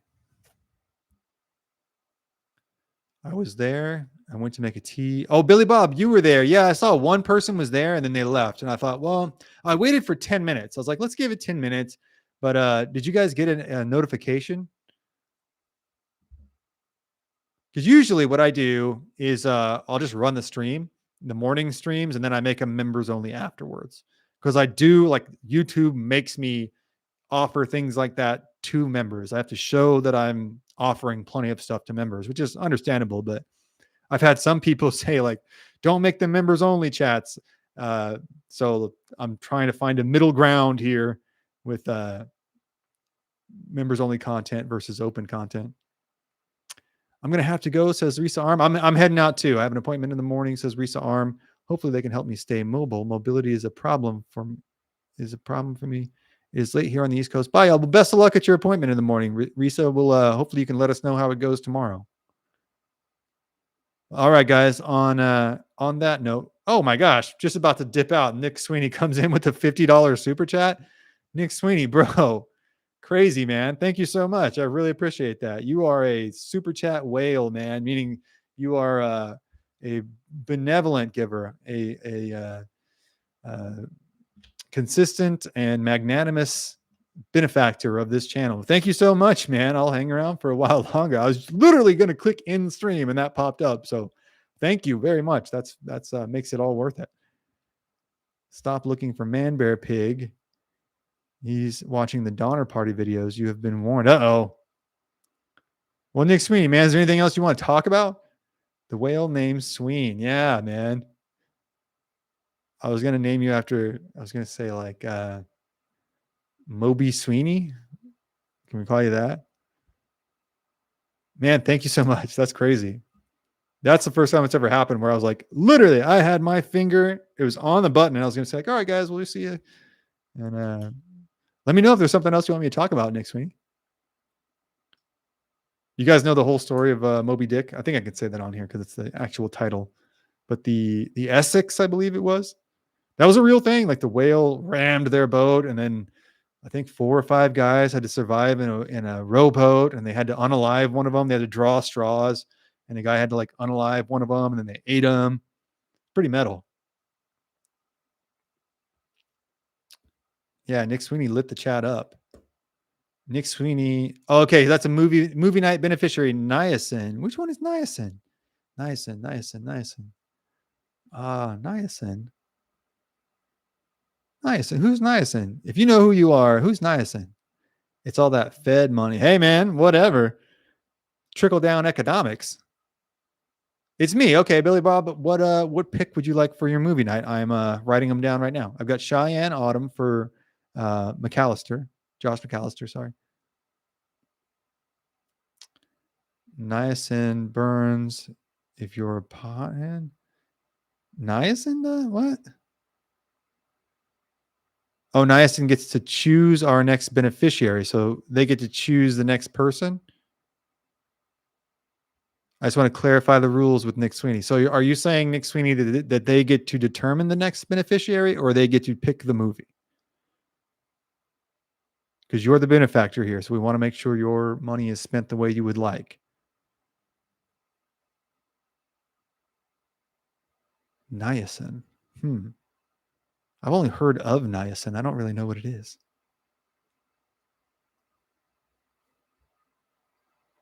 Let's see. I'm trying to make sure I'm all caught up. Moby Dick is off limits on YouTube. Yeah, maybe I can't even say the title of the book. Billy Bob says they want Dances with Wolves as the movie. Is that what you're saying, Nick Sweeney? Or does Billy Bob get to pick the next person to make a pick? Dances with Wolves is a great classic. Yeah, I've seen it. I used to watch it when I was like 5. I don't know why, because I didn't understand anything about it.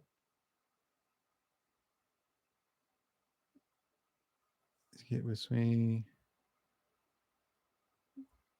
Niacin has made her movie night selection. She's third from the top.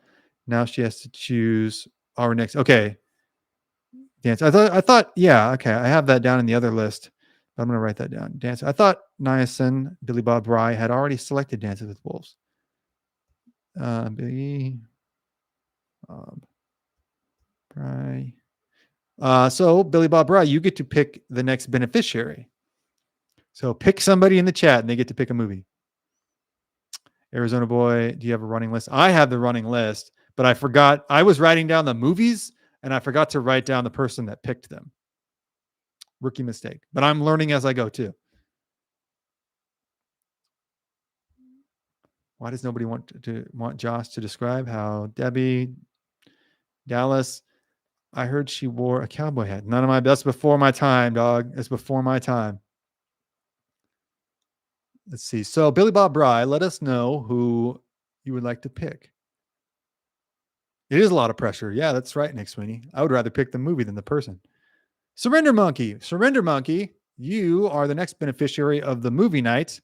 Let us know who you would like, or what movie you would like.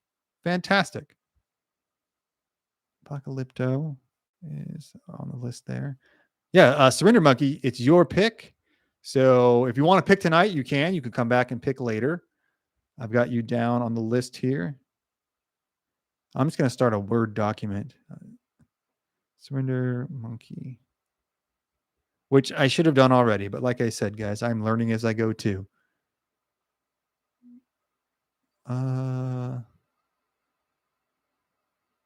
Sweet choice.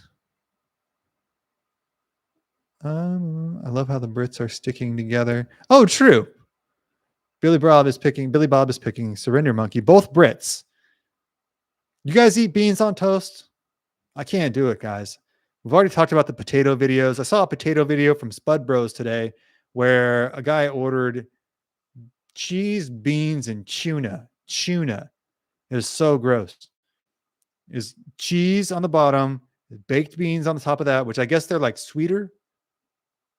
And then like tuna salad scooped on top of that with like some spicy like mayo on all over the top of it.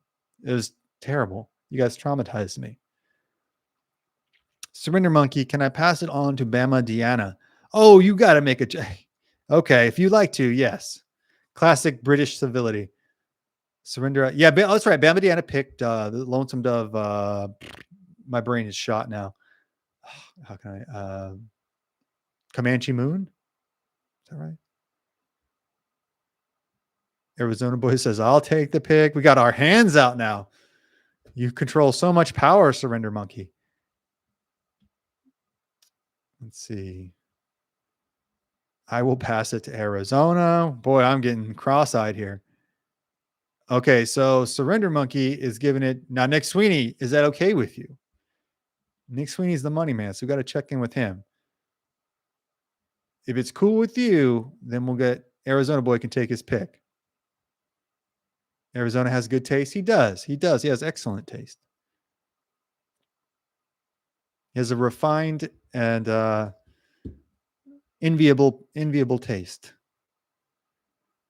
Brits built an empire on spices and then they didn't use them. Bro, if you haven't seen Spud Bros, it's pretty rough stuff.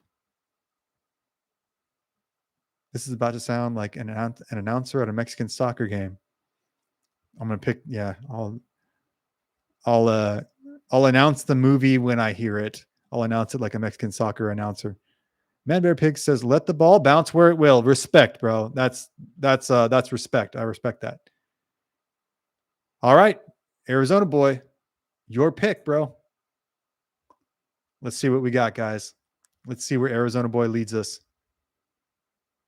Sweeney to Niacin, Niacin to Citron, Citron to Surrender, and then Surrender to Arizona. Yeah, that was a wild one, man. That's like the lateral in football. What was it, Cal football that ran through the band? You guys seen that?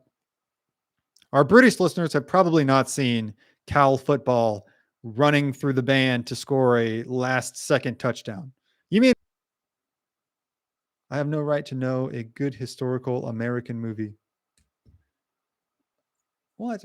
My connection is unstable. It says my connection is unstable, like, which is crazy, guys, because I have full bars. But let me know if it gets choppy for you. Now, Man Bear Pig, all confused. You really thrown a monkey wrench, if you will, into the gears. I choose my all-time favorite. Oh wow, Arizona boy. Arizona boy has chosen The Cowboys, starring John Wayne. Oh my gosh, that's one of my favorite movies ever. I've seen that movie as a kid. I don't think I would exaggerate to say I've seen it 100 times, like again and again and again and again. It's your connection has been off and on all night. Oh, if that happens, let me know, guys, because I can try and do something. It should not be. I have full bars. I have the Wi-Fi outlet or the Wi-Fi router right here. There should be no reason for it to skip. If it does, let me know, and then I'll work on it. I get it. Live streams, it happens here and there, but it shouldn't be. So let me know. Only movie John Wayne was ever killed. No, he was killed in The Shootist too. He's unalived in The Shootist, right? But yes, that's and Mr. Nightlinger, what an outstanding character. I have never seen The Cowboys. Oh, it is every cowboy kid's favorite movie, hands down. Everybody loves it because it's about a group of teens and preteens that John Wayne has to put together in this kind of Bad News Bears group, and they have to get a drove of cattle from, I think, Texas to Kansas City, if I remember right. Oh yeah, but yeah, he was unalived in The Shootist too. I thought so. But it is a fantastic movie. Has a lot of fantastic lessons about perseverance, about discipline, about I guess obedience to proper authority in a way, about work ethic. It's fantastic. And he solves a young boy's stuttering problem. He truly does. He's a speech therapist. She wore a yellow ribbon. Oh yeah, I haven't seen that in a long time. I love a John Wayne movie. Yeah, I think. Oops. Hold on, guys. My watch is going crazy.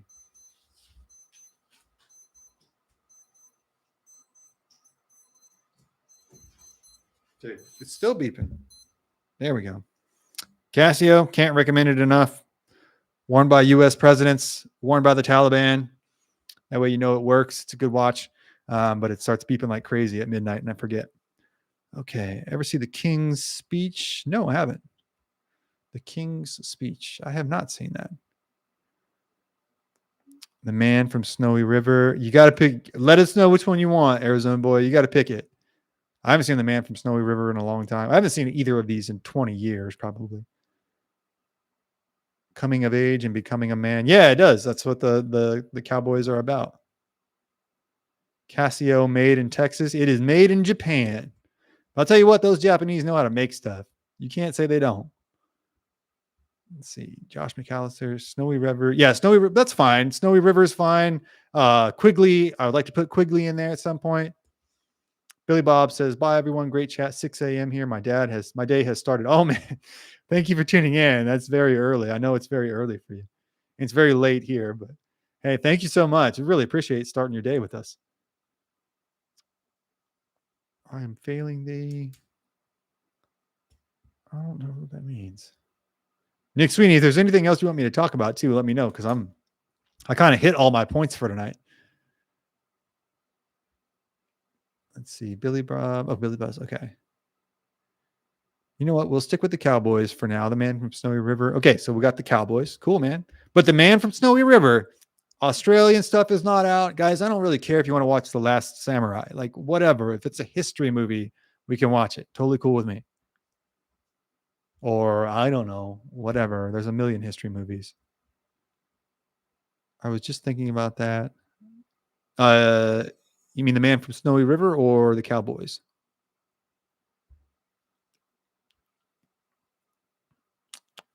Let's see.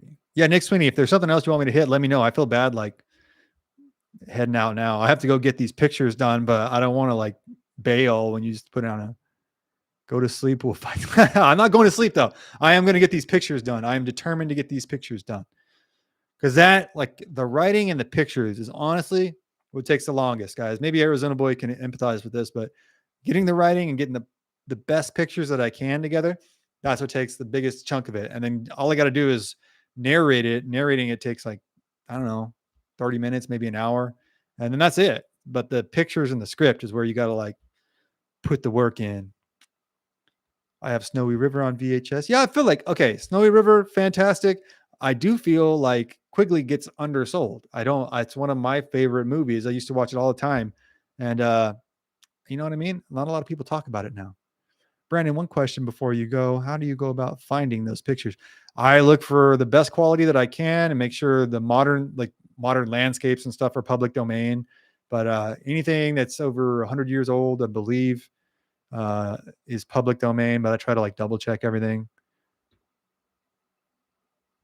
But other than that, and then sometimes you just got to work with what you get. Like there's not always a picture of somebody. I go to Frederick Remington paintings a lot. Find a painter that you like. George Catlin, Frederick Remington. How am I blanking on these names here? Charles Marion Russell, Alfred Bierstadt. I use some combination of those quite a bit. HOUKC, you have given permission by the great one. I have, yeah. Nick Sweeney is the boss man. Let's see. Arizona Boy. Yes, actually, Arizona Boy. 1, 2, 3. Yes, you are fourth in line. Yeah, good point. Nick Sweeney is on point with this. Copy that. I'll keep that in mind. Struggled hard with the last video. Yeah, sometimes you'll learn to like work it, but like sometimes you got to use part of a picture. Sometimes you just got to be creative and don't let perfect get in the way of good enough. Oh, speaking of frontier artist, Carl Bodmer. Yes, Carl Bodmer is fantastic. He was a fantastic artist. Yeah, Carl Bodmer. I totally forgot Carl Bodmer. Absolutely. Carl Bodmer, Frederick Remington, Alfred Bierstadt, Charles Marion Russell. I'm sure that I'm leaving out George Catlin. I can't believe I left that out. George Catlin. He's a fantastic artist. Okay. And then just you kind of save your picks and you'll keep a repository of them. And sometimes I'll have to zoom in on particular, if there's a picture of a bunch of warriors, sometimes I have to zoom in on one particular warrior, things like that. You can use the Ken Burns effect and really kind of zoom in on one or zoom out from one. I will not forget. Yes, so we have Apocalypto coming up next for the movie night. Then we have Cheyenne Autumn, then Dances with Wolves, then the Cowboys. Let's see. Am I missing anything else? I know a total kick-ass movie you'd like, but you have to read all of it. Sadiq Bale, Warriors of the Rainbow, both indigenous Taiwanese tribesmen. in Japanese, pre-World War II. Dude, okay, all right. So it's called Warriors of the Rainbow. Warriors. I'm down for that, dude. Let me go check out some clips from that. I've never heard of that. Okay. We're all in this together, says Nick Sweeney. Nick Sweeney, that sounds like a little like you're a man of the party, Comrade Sweeney. uh, I like that. Don't let perfect get in the way of good enough. Yeah, man. I don't remember where I heard that first, but I've heard it a lot. I've always told myself that, especially if you're a perfectionist, like you'll never get anything done. And not to put too fine a point on it, but I think Teddy Roosevelt was right. Like the credit belongs to the man in the arena. So like if you're just sitting there trying to get everything perfect, you want it to be accurate. Like the accuracy is paramount. But other than that, when you're just like, oh, I don't know if that picture was perfect and I didn't zoom in on it perfectly. Let's redo it. Let's redo it. Like, no, put it out, man. As long as it's good enough, put it out. Because that's the only way you grow, right? Is like you put it out, you make those 10,000 mistakes. I'm still making my mistakes. I make them all the time.